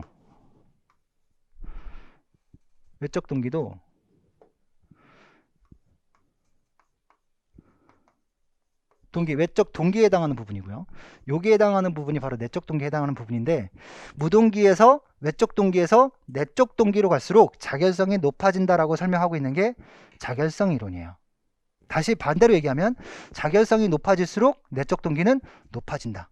자결성이 낮은 부분에서부터 자결성이 높은 부분의 연속선상에 어떤 무동기와 외적 동기와 내적 동기가 존재하지만 자결성이 높아질수록 내적 동기는 높아진다 라는 얘기입니다. 그래서 대시어 라이언은 자결성 이론을 개발해서 벨러랜드와 동료 연구진은 자결성 이론을 스포츠 상황에 적용하는 연구를 했어요. 그래서 이때 자결성 이론 외적 동기와 내적 동기가 연속선상에 위치한 것으로 본다라고 얘기하고 있습니다. 그러면 동기는 자극과 도전, 수용과 소속, 유능감과 자기가치능 같은 욕구에 기초를 하게 되는데 여기서 중요한 건 자기 결정성이라는 거예요. 내가 얼마나 어떤 과제를 독립적으로 수행할 수 있을 것인지 이게 가장 핵심적인 거고요. 아주 쉽게 얘기하면 자, 아주 쉬운 것부터 합시다. 감각체험. 감각체험은 내적 동기의 최극단에 있어요. 그죠? 자결성이 가장 높은 거예요. 어떤 자극체험일까요? 재성 선생님, 어떤 운동하면서 즐거운 자극을 느꼈던 게 있나요? 좋은 자극 같은 거? 네. 저 퍼포먼스? 팍 발리를 탁 하나 어디를 탁 차는데 그냥 제대로 맞은 느낌이 나서 공이 쫙 뻗어가서 이런 느낌이요? 그런 잠 못 자잖아요. 그날 밤에 계속 자꾸 떠올라가지고. 그죠? 아이스하키 할 때 탁 포기하는데 탁 날라 그 되나 이게? 퍽 했다가 그 휘어지는 거 한다 그랬나? 아이스하키 퍽도 휘어요?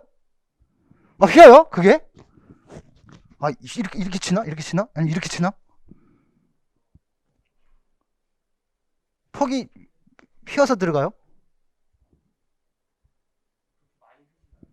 아 많이 휘진 않는데 휘긴 휘나 봐요. 대박. 예. 그렇게 해서 탁 휘어서 딱 들어갔어. 잠 못 자죠. 예. 그런 것처럼 그런 감각을 느끼면 계속 또 생각이 나잖아요.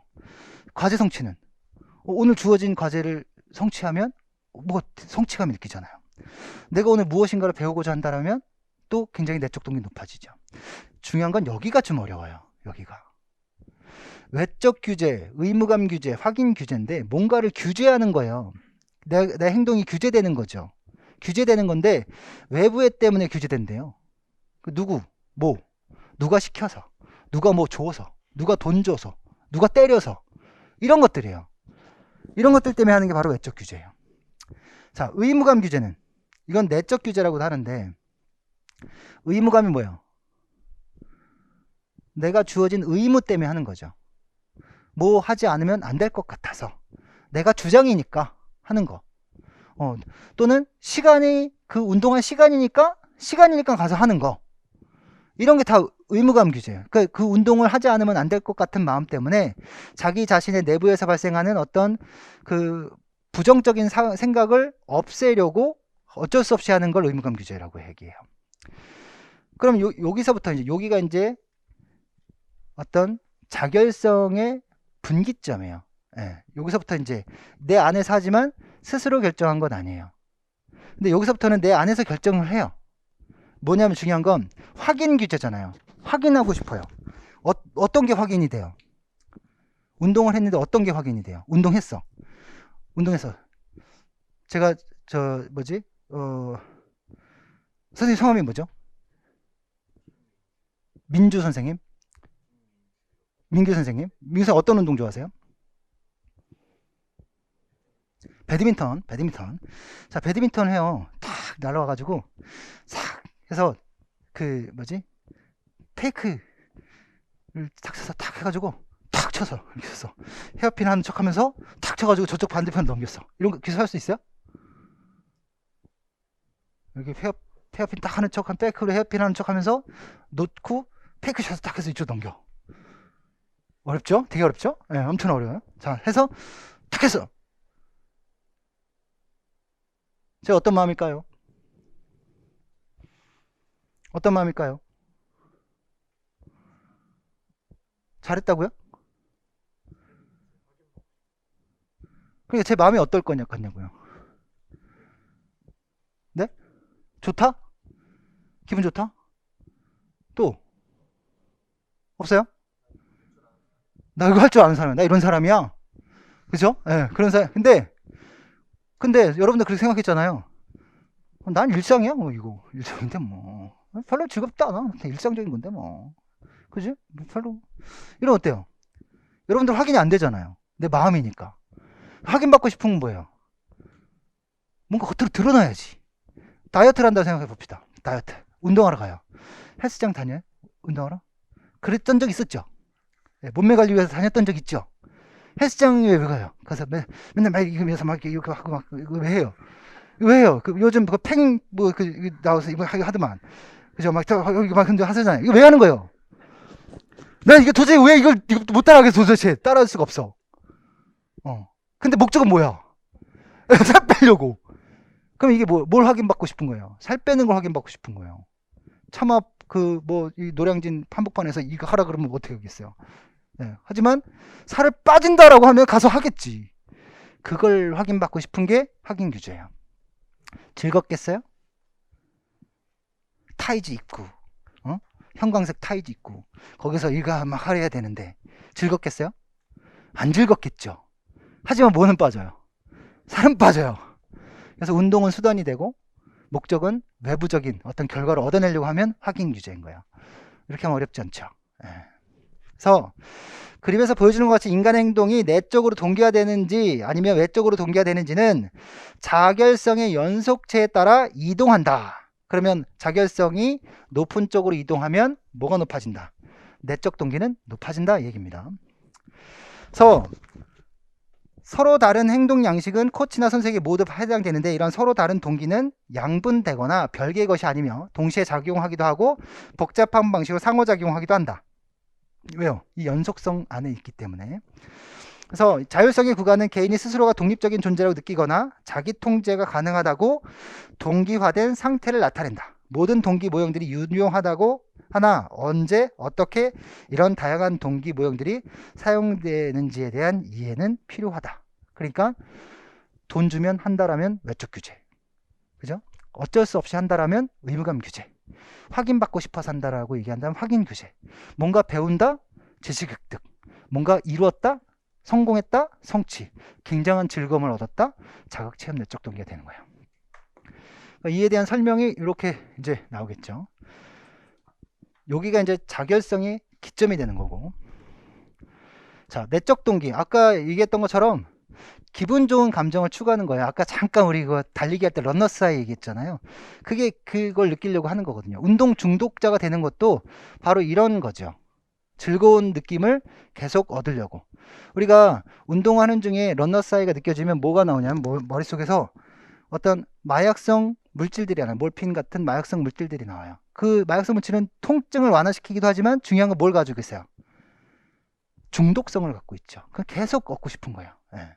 근데 중독은 또 문제는 뭐예요? 한번 한 5cc 정도 나왔다고 칩시다. 그 되게 즐거워요. 별로했어. 근데 좀 더 지나면 요거 가지고 모자란 거죠. 그 2배, 뭐 10cc, 뭐 그 3배 자꾸 원하잖아요. 그럼 뭐 자꾸 강도를 높이죠. 그러니까 운동 중독자는 이렇게 강도를 점점 더 높이기도 해요. 더 강한 자극을 받으려고. 자, 성취 내적 동기. 유능성을 느끼고자 한다. 성취를 하면 뭘 느껴요? 당연히 성취를 하면 잘했다잖아요. 유능성. 그렇죠? 무엇을 알고자 하는 동기 역시도 내적 동기를 굉장히 높이겠죠. 자, 여기 이제 앞서 여기만 하면 우리는 이거는 어렵지 않은 거예요. 자, 외적 규제. 아까 뭐에 의해 결정된다고요? 규제가, 통제가 누구에 의해서? 외부에 의해서 결정된다. 그러면 행동이 타인의 강요에 의해 규제되는 것, 이렇게 얘기할 수 있는 거잖아요. 그죠? 예. 그러면 타인의 강요, 보상, 뭐 이런 것들 때문에 내가 어떤 활동을 하게 됐다라고 얘기한다면 이건 외적 규제인 거예요. 순수한 외적 동기가 되는 거죠, 이게. 내적 규제 또는 의무감 규제라고 얘기하는데, 보세요. 죄책감. 그러니까 죄책감 내 안에서 생기는 부정적인 정서잖아요. 그렇죠? 죄책감이 주로 언제 생겨요? 어떤 실패나 좋지 않은 결과가 나로 인해 나타났을 때 죄책감이 생기잖아요. 그러니까 내가 그렇게 하지 않았으면 그런 결과가 안 나타났을 텐데. 그러니까 그렇게 되지 않으려면 내가 어떻게 해야지. 이렇게 생각하는 거죠. 그게 바로 뭐예요? 내적 규제 행동이에요. 그래서 자신 내부에서 발생하지만 스스로 참여를 결정하는 것이 아니다. 그죠? 스스로 참여를 결정하는 것이 아니라 뭐 때문에 참여? 의무 때문에 참여하는 거죠. 내적 규제부터 동기를 내적으로 받아들이기 시작한다. 아까 자결성 연속체에 여기서부터 이제 내적 규제, 확인 규제 요 사이가 자결성의 분기점이 되는 거예요. 예. 그럼 확인 규제는 행동의 중요성을 자신이 직접 판단하고 선택하는 것이다. 여기서 자신이 직접 판단하고 선택하는 것이니까 자율성의 시점이 되는 거죠. 여기가. 근데 자신의 건강관리 위해서 운동에 참여한다. 이것까지 좋은데 활동은 자신이 결정한 거지만 즐거워야 되는데 즐겁지가 않아요. 즐거움이 목적이 아니라 뭐의 목적이에요? 결과가 목적이에요. 그러니까 즐겁지도 않지만 어쨌든 살을 빼야 되니까 약을 먹는데 약을 먹는 이유는 뭐 때문이에요? 건강해지려고. 쓰지만 먹는 이유는 건강해지려고 하는 거죠.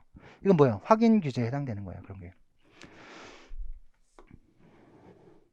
무동기는 동기가 없는 거잖아요. 그래서 능력이 부족하거나 전략이 미흡하거나 노력을 회피하거나 무기력 신념이 있거나 이건 뭐 어렵지 않은 거예요. 이렇게 되면 당연히 성취가 안 나타날 테니까 무기력해지겠죠. 특히 능력은 내가 바꿀 수 있어요? 갑자기? 능력은 바꿀 수 없어요. 능력은 통제가 불가능한 부분이에요. 물론 능력은 시간에 따라서 바뀔 수는 있겠지만 우리가 볼 때 능력은 한순간에 갑자기 바뀌는 게 아니기 때문에 통제가 어려운 부분이에요. 전략이 미흡했다. 이건 열심히 안 한 거죠. 노력을 회피하면 노력을 안 한 거니까 이것도 역시 문제예요. 그러니까 무동기에 있는 사람은 노력 자체를 안 하겠죠. 추구하려고 하지 않을 테니까. 무기력 신념 뭐예요? 내 마음속에 어떤 생각, 마인드가 갖춰진 거죠. 뭔가 하지 않으려고 하는. 예. 이런 게 무동기를 일으키는 거고요. 자, 스포츠를 하는 이유에 대한 질문했어요. 스포츠 동기척도 SMSE 7개 하위 문항을 봤더니 운동심리학에서는 이렇게 하고 있어요. 무동기적 측면에선 이렇게 스포츠를 하는 이유가 무엇입니까? 라고 질문했더니 이렇게 얘기한대요. 잘 모르겠어요. 스포츠를 잘할 수 있을 것 같지도 않고 내가 왜 하는지도 모르겠어요. 나는 누구? 여긴 어디? 이러고 있는 거죠. 이런 경우.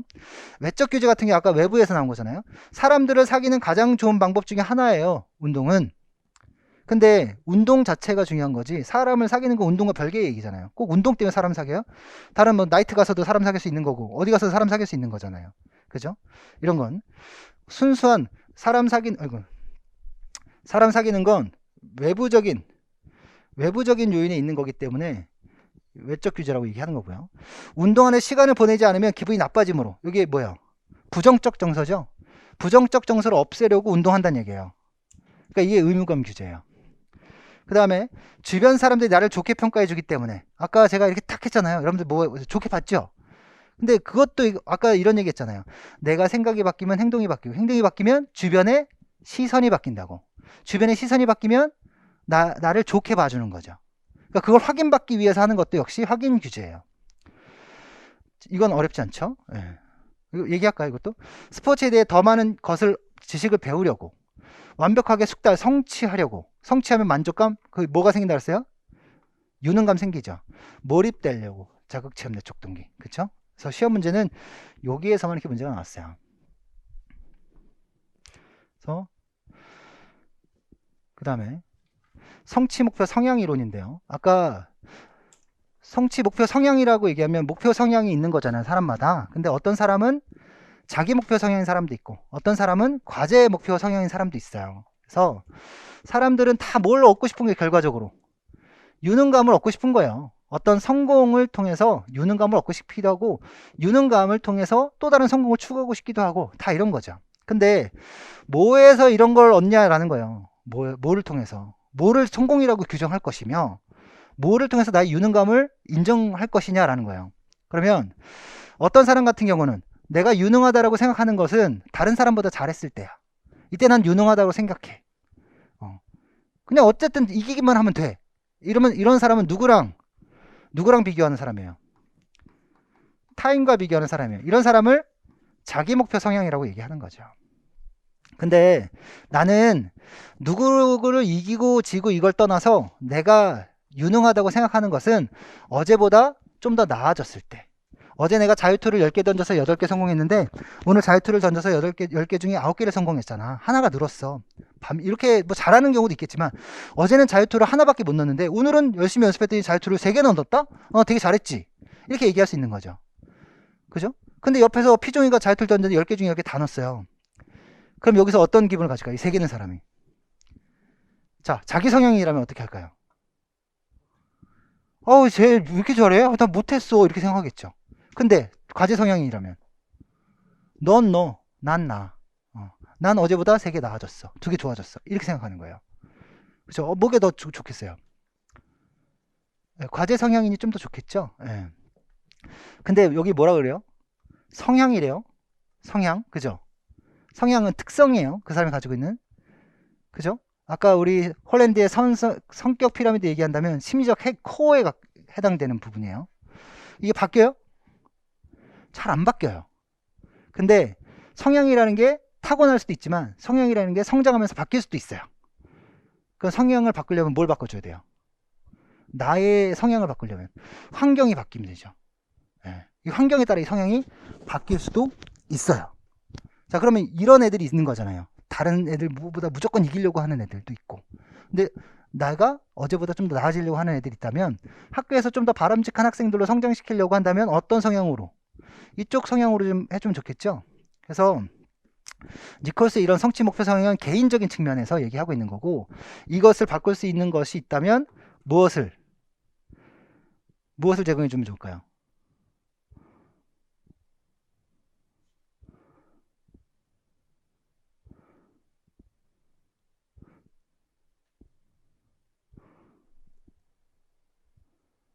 그쵸, 상황을 바꿔주는 거예요. 분위기를. 자, 요거는 아직 안 했으니까 앞서 여기에 대한 내용들만 정리하고 잠깐 쉴게요. 자, 이건 어렵지 않 했잖아요. 과제 목표 성향은 비교 준거가 누구예요? 누구랑 비교해요? 나와 자기 자신. 그쵸? 나와 자기 자신을 비교를 하기 때문에 나의 어제로 시작해서 내가 얼마나 성장할 것인지 여기에 초점을 맞춰요. 그쵸? 그래서 발전적인 목표를 잡고 이전보다 좀 더 발달했다면 그걸 성공이라고 생각해요. 그리고 그걸 유능감의 척도가 되는 거죠. 벤치프레스예요. 우리 그렇게 하잖아요. 항상 일지 적을 때 어제 10개 오늘 뭐 11개 뭐 이렇게 하나씩 늘려가면서 서서히. 자, 과제성의 장점은 어떤 사람들이 주어진 과제를 할 때 열심히 노력해요. 그리고 실패했어도 그거 실패라고 생각하지 않아요. 열심히 하면 또 성공할 수 있을 거라고 생각해요. 또 과제 성향을 가진 사람들은 되게 내적 동기 높죠. 그리고 아까 어느 정도 성공률을 가진 과제? 50% 성공률을 가진 과제, 이런 거 선택해요. 그럼 아까 성취 동기 모델로 얘기한다면 성취 동기가 높은 사람이 아마 과제 목표 성향의 사람일 가능성이 높은 거죠. 자, 반면 자기 목표 성향은 아까 누구랑 비교해요? 타인과 비교해요. 그러니까 상대적인 비교를 통해서 자신의 성공을 확신하는 거예요. 유능감을 인정받고 싶은 거죠. 다른 사람보다 더 잘해서. 그래서 자기가 뭐 얼마나 잘하는가가 중요한 게 아니야. 무조건 다른 사람보다 많이만 하면 돼. 예. 그래서 이런 사람 단점은 연습 안 해요. 잘. 왜냐면 쟤보다 좀 더 잘하면 되는데 뭐. 예. 3점 슛? 나 평소에 성공하는데 뭐. 그러면 쟤는 못하는 애고. 연습 안 해도 이길 것 뻔한데. 이런 사람이에요. 그래서 굉장히 부정적이고요. 연습할 때 노력 잘 안 해요. 중간에 포기할 가능성이 있어요. 언제 포기하겠어요? 내가 항상 이긴다고 생각했는데 제가 날 이겨버렸어. 그 순간 뭐예요? 그러니까 론다 로즈가 되는 거죠. 예. 그냥 무너져 버려요. 잘못했을 경우 변명할 가능성이 되게 높죠. 오늘 컨디션이 별로 안 좋았잖아 내가. 예. 아주 쉬운 과제 선택하거나 아무도 달성하기 힘든 과제. 아까 얘기했던 것처럼 90%의 성공률을 가진 과제를 선택하거나 10%의 성공률을 가진 과제. 주로 이런 사람들은 어떤 성취 동기가 어떨까요? 굉장히 낮은 사람이겠죠. 그렇죠? 자, 이런 두 가지가 다 나타날 수도 있어요. 그렇죠?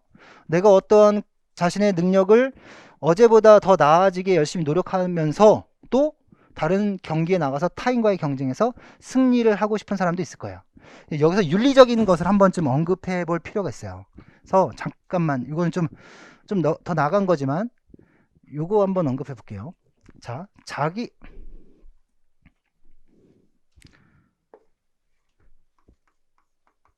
성향과 과제 성향이면 자기 성향은 나와 타인과의 비교잖아요. 과제 성향은 나예요. 그죠? 어제의 나와 오늘의 나와 내일의 나가 될 수 있는 거죠. 그러면 자기 성향인 사람들은 내가 타인보다 어떻게 했으면 좋겠어요? 우월했으면 좋을 거예요. 그러니까 우월이라는 건 상대적 비교인 거예요. 근데 과제 성향 나는 어제의 나보다 오늘의 나는 좀 더 뭐 했으면 좋겠어요? 탁월했으면 좋겠죠. 예. 그래서 이 탁월을 추구하는 게 과제 성향이에요. 그럼 우리가 스포츠에서 내가 다른 사람을 이겼는데 얘는 이제 뭐 나의 어제이고 뭐 1월 뭐 1일에 나고 얘도 1월 1일에 나예요. 얘는 지금 1월 12일에 나고 그럼 1월 1일에 나보다 1월 12일에 내가 더 성장했을 거 아니에요? 근데 1월 1일에 나보다 타인은 상대적으로 더 못해요. 내가 우월한 거죠. 하지만 여기서 비교하면 나는 1월 12일에 나는 더 좋아졌어요. 더 좋아진 거잖아요. 그렇게 되면 나가 다른 사람을 능가하는 것보다 나 자신의 경쟁 상대라면 더 큰 성장을 이룰 수 있어요. 그렇죠? 그래서 자신의 한계를 넘을 수 있는 거죠. 이게 스포츠에서 추구하는 나와의 경쟁인 거예요. 네. 우리가 얘기하는 나중에 공부하겠지만 아레테의 개념이 바로 이거예요. 네. 그 다음에 이거는 비교예요. 과제 성향, 자기 성향의 비교인데 이건 아까 다 얘기했던 거고 여기 보면 아까 과제 성향의 목표를 가진 사람들을 보면 뭐가 높다 그랬어요? 성취 동기 높은 사람이 이렇다고 얘기했죠. 그래서 성취 동기가 당연히 높겠죠. 실패 동기는 낮을 거고 성공의 이유를 이거는 귀인 이론을 나중에 해야 되는 건데 성공의 이유는 나중에도 성공할 수 있도록 굉장히 안정적인 요인에 의해서 돌린다는 얘기예요. 뭐 지금은 이 정도만 봐도 되고요. 성취 동기가 낮은 사람들 같은 경우는 자기 목표 성향일 가능성이 굉장히 높죠. 그래서 성취 동기도 되게 낮고 실패 동기가 회피 동기가 굉장히 높아요. 그래서 창피함이나 수치심을 느끼지 않기 위해서 얻지 않기 위해서 아주 쉬운 과제를 선택하거나 아주 어려운 과제를 선택하는 거죠. 이런 사람은 도전하지 않아요. 매우 어렵거나 쉬운 과제 선택하고 핑계 대죠. 그렇죠. 그래서 이런 문제가 기출문제 이렇게 출시됐어요. 논술 문제로 출제가 됐었고 그 다음에 우리 그 자결성 이론에 대한 부분들이 어떠한 규제에 해당되는 것이냐 이걸 물어보기도 했고요. 앞서서 우리가 성취 목표 성향 이론에 대한 얘기를 했어요. 거기서 자기 성향이 있고 과제 성향이 있었는데, 자기 성향은 누구랑 비교했죠? 타인과 비교했는데, 과제 성향은 나와 비교했단 말이에요. 근데 성향은 타고나는 걸 수도 있고 한번 곧 정해지면 쉽게 바뀔 수 없는데, 환경이란 것을 좀 달리 해주면 바뀔 수도 있는 거죠. 누구? 어린 청소년들.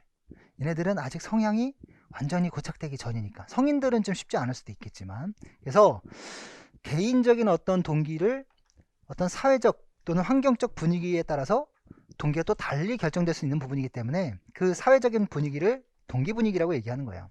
그래서 정의는 동기를 결정하는 데 있어서 개인적인 성향도 중요하지만, 성취 목표 성향도 중요하지만, 개인이 처해져 있는 뭐가 또 중요하다? 환경이 중요하다. 이 환경을 여기서 뭐라고 얘기하는 거예요?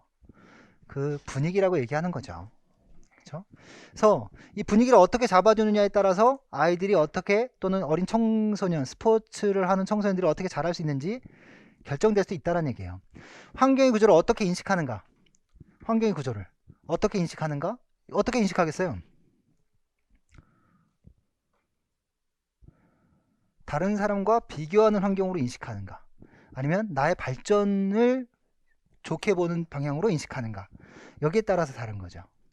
그래서 그걸 동기분이라고 하는데, 봐세요. 개인이 환경 구조를 어떻게 지각하는 것도 중요 요소가 될 수 있다. 동기 결정에 있어서. 그래서 여기 분위기는 수행 중시 분위기가 있고 숙달 중시 분위기가 있어요.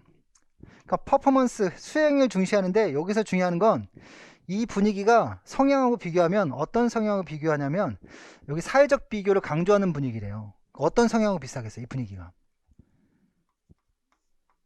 자기 성향이라고 비슷하겠죠. 얘는 누구랑 비교하는 거예요? 나하고 타인과 비교하는 애였잖아요.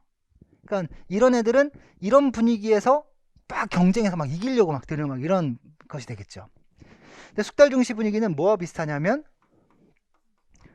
과제 성향과 성향인 아이하고 학생하고 사람하고 비슷한 거예요. 그러니까 여기서는 지금 나의 어제와 오늘의 나하고 비교를 하겠죠. 그러니까 중요한 건 이런 수행 중시 분위기가 만들어지는 환경적 분위기는, 환경적 구조는 누군가와 경쟁하고, 그리고 거기서 이겨야 되고, 실수하면 처벌하고, 남들보다 잘했을 때만 잘했어 라고 유능감을 인정받는 곳이에요. 근데 숙달 중시 분위기는 내가 얼마나 과제를 숙달했냐, 얼마나 이 과제를 완성했느냐, 여기에 초점이에요. 다른 사람을 이기고 지는 것이 중요한 게 아니라 내가 얼마나 했느냐. 그러니까 우리가 나중에 이제 측정 평가를 하게 되면 어떤 절대평가와 상대평가를 공부하시죠. 규준지향 검사와 준거지향 검사를 공부하는데, 준거지향 검사는 이런 분위기예요. 그러니까 기준만 딱 넘어서면 모두 합격하는 거죠. 규준지향 검사는 비율을 내는 거예요. 그러면 여기서는 내가 요 꼭대기의 끝단에 가려면 다른 애보다 더 잘해야 되는 거잖아요. 얘가 뭐 평균이 되게 높은 집단일 수도 있는데 평균이 되게 낮은 집단이었을 수도 있는 거예요. 그렇죠? 그 상대적 비교. 근데 여기서는 기준만 넘어서면 다 합격이기 때문에 열심히 노력하겠죠. 근데 여기서 중요한 건 얘네들은 어떤 분위기냐면 경쟁적인 분위기예요. 타인과의 경쟁적 분위기. 여기선 타인과 협력적 분위기예요. 그래서 수행 중시 분위기는 자기 성향과 비슷하고, 평가를 얘기하면 상대 평가하고 좀 비슷해요. 근데 숙달 중시 분위기는 과제 성향인과 비슷한, 과제 성향인의 성향과 비슷한 분위기고, 또 평가를 얘기한다면 절대 평가와 비슷해요. 그러면 자, 중요한 건 이런 분위기를 자기 성향인이 가진 아이들이 이런 과제를 맞닥뜨리면 얘는 어떤 과제를 하겠어요? 당연히 경쟁하겠죠. 과제 성향인이 가진 아이가 이런 과제를 맞닥뜨렸어요. 그럼 무슨 과제를 하겠어요? 또 이런 경쟁적인 과제를 할 수밖에 없는 거잖아요. 그러니까 목표가 이거니까. 목표가 타인과의 경쟁이니까. 반면에 자기 성향 과제가 이 숙달 중시 분위기로 가면 뭐겠어요? 나는 자기 성향인인데 다른 사람보다 잘해야 되는데 목표가 자신의 지금보다 좀 더 나아지는 걸 하래요. 하려니까 그런 목표에, 과제 목표에 뭔가 하려고는 하겠죠. 그죠? 얘는 나는 원래 발달의 정도가 중요하다고 생각하는 사람이니까 이 분위기 나한테 딱 맞아 라고 할 거예요. 그러니까 약간 자기의 성향과 분위기가 불일치되는 아이들이 있죠. 그러니까 이렇게 되면 불일치되는 거고 이렇게 되면 불일치되죠. 하지만 어떤 성향이든지 간에 수행 중시 분위기를 주면 그 목표에 뭐 하게 돼 있어요? 관여를 하게 돼 있어요. 이게 목표 관여예요. 무슨 말이냐면 나는 타인과 비교해야 돼. 타인과 비교해서 내가 우월해야 돼요. 아니 나는 내가 어제보다 나아야 숙달을 해야 돼. 그래서 과제 성향이냐? 라고 생각하는데 분위기는 수행 중시 분위기예요. 그러면 수행 중시 분위기를 만들어 놓은 클래스에서 공부를 하는데 거기 딱 가면 뭐 하겠어요? 과제가. 경쟁해야 되는데. 선생님 저는 과제 지형 성향이라서요. 그거 안 할래요. 거의 과제 관여 안 할래요 저는. 이러겠어요? 일단은 하겠죠. 일단 하겠지만 성향이 쉽게 바뀌진 않겠죠. 반대로 자기 성향이네요. 타인과 경쟁해야 되는데 그 주변 분위기가 자 오늘은 다른 사람과 경쟁이 중요한 게 아니라 오늘은 여러분들이 어제 했던 능력 그 수준에서 좀 더 나아지는 수준을 가지고 얘기해 봅시다. 어제 나와 오늘을 비교하는 거예요. 한번 해봅시다 라고 얘기하면 나는 자기 성향인인데 뭐해? 과제에 관여를 해야 되는 거예요. 그쵸? 그러니까 이 목표 관여가 과제 관여가 있고 자기 관여가 있어요. 자아 관여라고도 얘기하는데 자기 관여를 하게 되는 경우가 있고 과제 관여를 하게 되는 경우가 있단 말이죠. 그러니까 이렇게 되면 거기에 관여해서 하다 보면 뭐가 바뀔 수 있어요? 하다 보면 성향이 바뀔 수 있죠. 근데 우리가 의도하는 성향은 뭐예요? 이쪽으로 가길 원해요? 아니면 이쪽으로 가길 원해요? 이쪽으로 가길 원하죠. 누가? 얘는 이미 여기에 맞는 애고 그러니까 얘가 일로 가길 원해요. 그럼 목표 관여가 어떤 관여야 돼요? 과제 관여가 되면 되죠. 그러니까 분위기를 그렇게 만들면 그렇게 관여적인 행동을 하게 된다라는 거예요. 그래서 보면 이렇게 봅시다. 숙달 중시 분위기는 아까 얘기했던 과제 성향이라고 비슷한 거잖아요. 만족감도 느끼고 노력하고 발전에 긍정적이고 그런 발전의 성공을 유능감의 척도로 보는데 수행 중시 분위기는 다른 사람을 이겨야 되는 거잖아요. 그죠? 그래서 숙달 중시 분위기는 동기발전에서 매우 바람직하다. 숙달 중시 만드는 전략으로 무슨 전략이 있냐? 타겟 전략이 있는 거죠. 영문자의 앞자를 따서 만들어진 전략이에요. 목표 전략이 되겠죠. 근데 여기서 보면 어린이나 청소년들 경우 이러한 동기 분위기의 영향으로 자신의 목표 성향이 전환될 수 있다. 그럼 이게 이분법적으로 얘기하면 동기 분위기가 있고 여기 성향이 있어요. 제가 아까 숙달 중시 분위기는 과제 성향인이었죠. 수행 중시 분위기는 자기 성향이라고 좀 비슷한 성향이었잖아요. 그러니까 개인이 이런 환경적 분위기에 뭐 해야 돼요? 투입해야 돼요. 이렇게 관여해야 돼요. 관여해야죠. 관여해야 바뀌든지 말든지 결정할 거 아니에요. 그죠? 그래서 이런 자기 성향인의 아이들이 숙달 중시 분위기와 같은 환경적 구조에 관여하면 과제 관여를 하게 되면 자기 성향인의 아이가 과제 성향이 될 가능성이 높아요. 그래서 결론적으로 집단의 환경적 구조를 숙달 중시 분위기로 조장하면 자기 성향인은 과제 성향인으로 바꿀 수 있다 이거예요. 그래서 스포츠 심리학의 정석이라는 책에 보면 이런 목표 관여라는 게 나와요.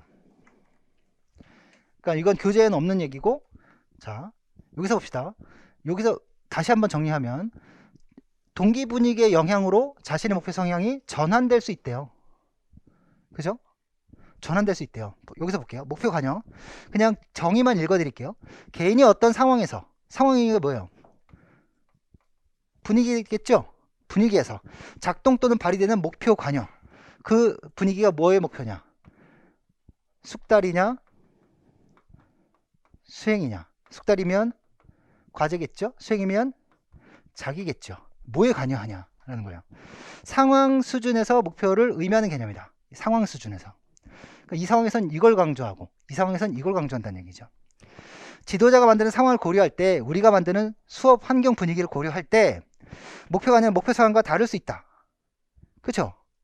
성향은 뭐예요? 나의 핵심 코어에 있는 거잖아요. 그죠? 성향은 여기 성향이 여기 있어요. 그러면 환경은 여기 있잖아요. 환경, 그렇죠? 그럼 여기서 이런 관여적인 행동을 하게 된다는 거죠.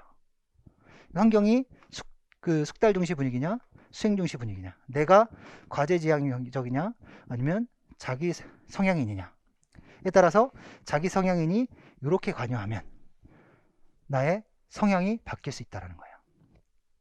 그래서 지도자가 개인의 노력과 향상을 중시하고 어떤 분위기예요? 숙달 중시 분위기죠. 숙달 중시 분위기를 만들어주면 거기 여기 보상하면 목표 성향에 관계없이 어떤 관여가 나타나요? 과제 관여가 나타나는 거예요. 나 자신의 어제와 오늘의 비교. 그런데 반대로 과제 목표 성향을 가진 사람도 사회적 비교로 보상하는 상황이라면 어떤 분위기예요? 수행 중시 분위기를 하면 무슨 관여가 나타나요?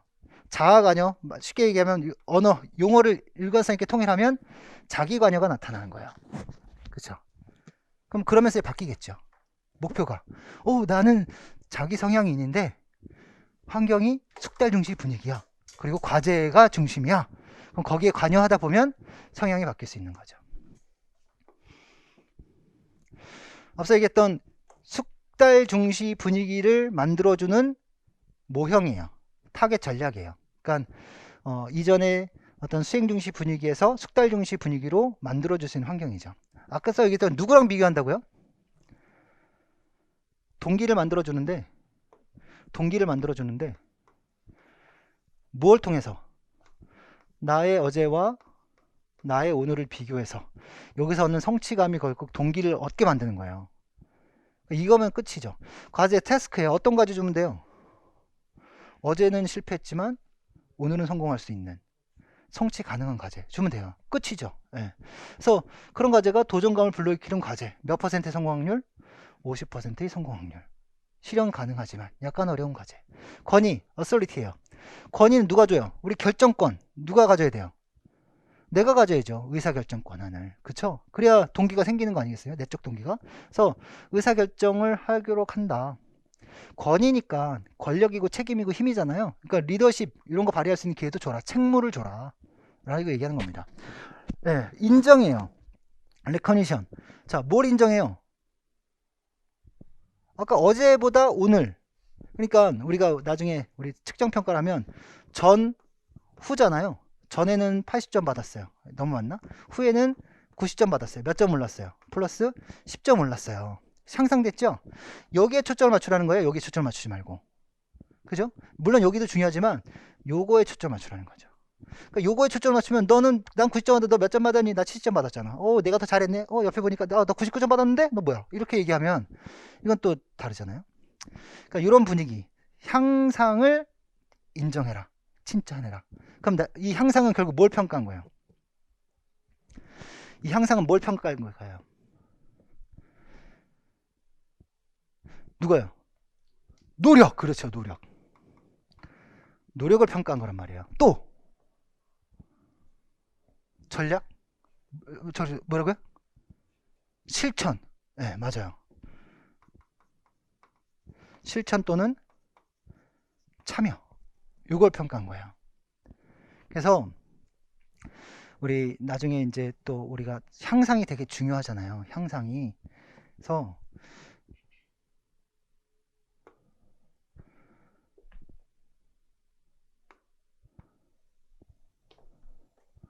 좋다 이거. 이런 게 되네. 여기까지 당겨볼까? 네. 향상을 죄송해요. 제가 이런 걸 처음 써봐가지고. 네. 이렇게 두 개의 곡선이 있다고 칩시다. 여기 뭐 1차 사전 검사를 했고요. 2차 사후 검사를 했다 칩시다. 그러면 평가를 할 때는 어떻게 해야 돼요? 잘해야 되겠죠? 평가는 타당하고 신뢰롭게 해야 돼요. 그래서 신뢰로운 점수가 얻어져야 돼요. 그렇죠? 2차 점수도 역시 마찬가지. 어떤 점수가? 신뢰할 수 있는 점수가 얻어져야 돼요. 물론 당연히 타당도 밑바닥에 깔려 있는 거예요. 그러면 자 1차 점수는 요 정도 점수를 받았어요. 그쵸? 그리고 2차 점수에 같은 단계입니다. 뭐 1, 2, 3을 할게요. 1, 2, 3으로 2차 점수는 이렇게 받았어요. 그러니까 1차 점수에서는 10점 받았는데 2차 점수에서는 30점 받았어요. 그러니까 얘 몇 점 상승한 거예요? 20점 상승한 거죠? 그죠? 예. 그러니까 이런 어떤 향상도가 나타나는데 중요한 것은 만약에 이런 식의 결과가 나타나서 그림이 이렇게 그려졌다 칩시다. 그러면 점수에 따라서 1차 점수가 어떤 점수를 받느냐에 따라서 2차 점수가 결정되는 거예요. 왜냐면 완전 정적 상관이기 때문에. 그렇죠? 그러면 1차 점수에 따라서 2차 점수를 예측할 수 있어요. 그러니까 이건 향상이 노력에 의한 것이 아니라 1차 점수에 의해서 결정된다라고 얘기하는 거죠. 그래서 만약에 반대로 이렇게 나타났다면, 반대로 거꾸로 나타나면 이것도 역시 어떤 뭐가 있는 거예요. 1차 점수와 2차 점수 간의 상관이 굉장히 높다라는 거예요. 그럼 이건 향상에 대한 어떤 노력과 참여로 평가하는 것이 아니라 그냥 1차 점수만으로 결정되는 거예요. 그냥 1차 시험만 보고 나면 2차 점수는 그냥 딱 결과값으로 나오는 거죠. 그럼 의미가 없잖아요. 그러면 이 상관이 있으면 안 되니까 상관이 어때야 돼요? 1차 점수와 2차 점수가 상관이 낮아야 돼요. 낮으면 1차 때 이렇게 했던 사람이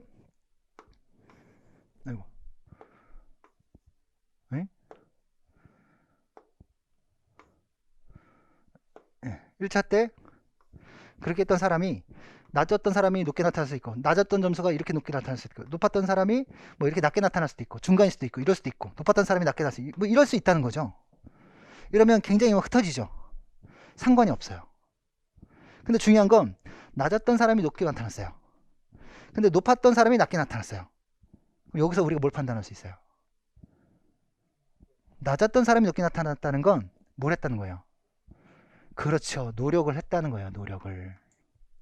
근데 높았던 사람이 낮게 나타났어요. 이거는 얘 노력 안 하네. 그러니까 노력하려면 얘가 노력했으면 더 높게 나타났어야죠. 그러니까 그걸 가지고 우리는 예측할 수 있는 거야. 그럼 이 상관 1차 점수, 2차 점수의 상관은 낮았을 때 향상도 점수는 그 사람의 노력과 지속적인 실천의 여부를 판단할 수 있는 거죠. 이해되시죠? 네. 그래서 이런 향상도 정도를 평가해야 되는 거고요. 그 다음에 집단 편성, 그룹핑 할 때 어떠한 기회가 만들어져요? 아까 수행 중시 분위기에서는 비교하는 분위기였잖아요. 그래서 구성원들과의 경쟁적인 관계였고, 그래서 상대평가를 얘기했고, 근데 여기에서는 절대평가 얘기했단 말이에요. 숙달 중시 분위기에서는 어때요? 어쨌든 나도 잘하고 너도 잘하면 와 우리 다 좋아 이거니까 서로 협력적인 분위기가 만들어져야죠. 평가 뭘 가지고 평가해요? 숙달 정도도 물론 중요한데 향상도도 중요하죠. 여기서 이것도 물론 중요하죠. 이게 중요하지 않을 수 없어요. 이것도 중요하지만 이것 두 가지 떼놓고 생각할 수는 없다는 거죠. 다음 시간 결과보다는 과정을 중시하는데 우리가 빨리에 재촉하면 과정에 집중할 수 있겠어요? 결과에 집중할 수밖에 없잖아요. 그런데 그러기 위해선 과정에 집중할 수 있게 해주려면 시간은 충분하게 제공해 줘야 된다는 얘기예요. 그러니까 이런 과제를 제공하면 아이들은 자연스럽게 어떤 과제에 관여하게 돼요? 과제에 관여하게 되고 그러면서 수행 중시 분위기가 아닌 숙달 중시 분위기로 만들어준 이런 것이 과제 관여로 만들어주면 자기 성향인의 아이들도 과제 성향인의 아이로 성향을 바꿔줄 수 있다는 거죠. 그래서 동기 분야에 관련된 문제가 이렇게 나왔었어요. 그래서 이렇게 문제가 출제가 됐었죠. 자, 한번 끊어주시겠어요?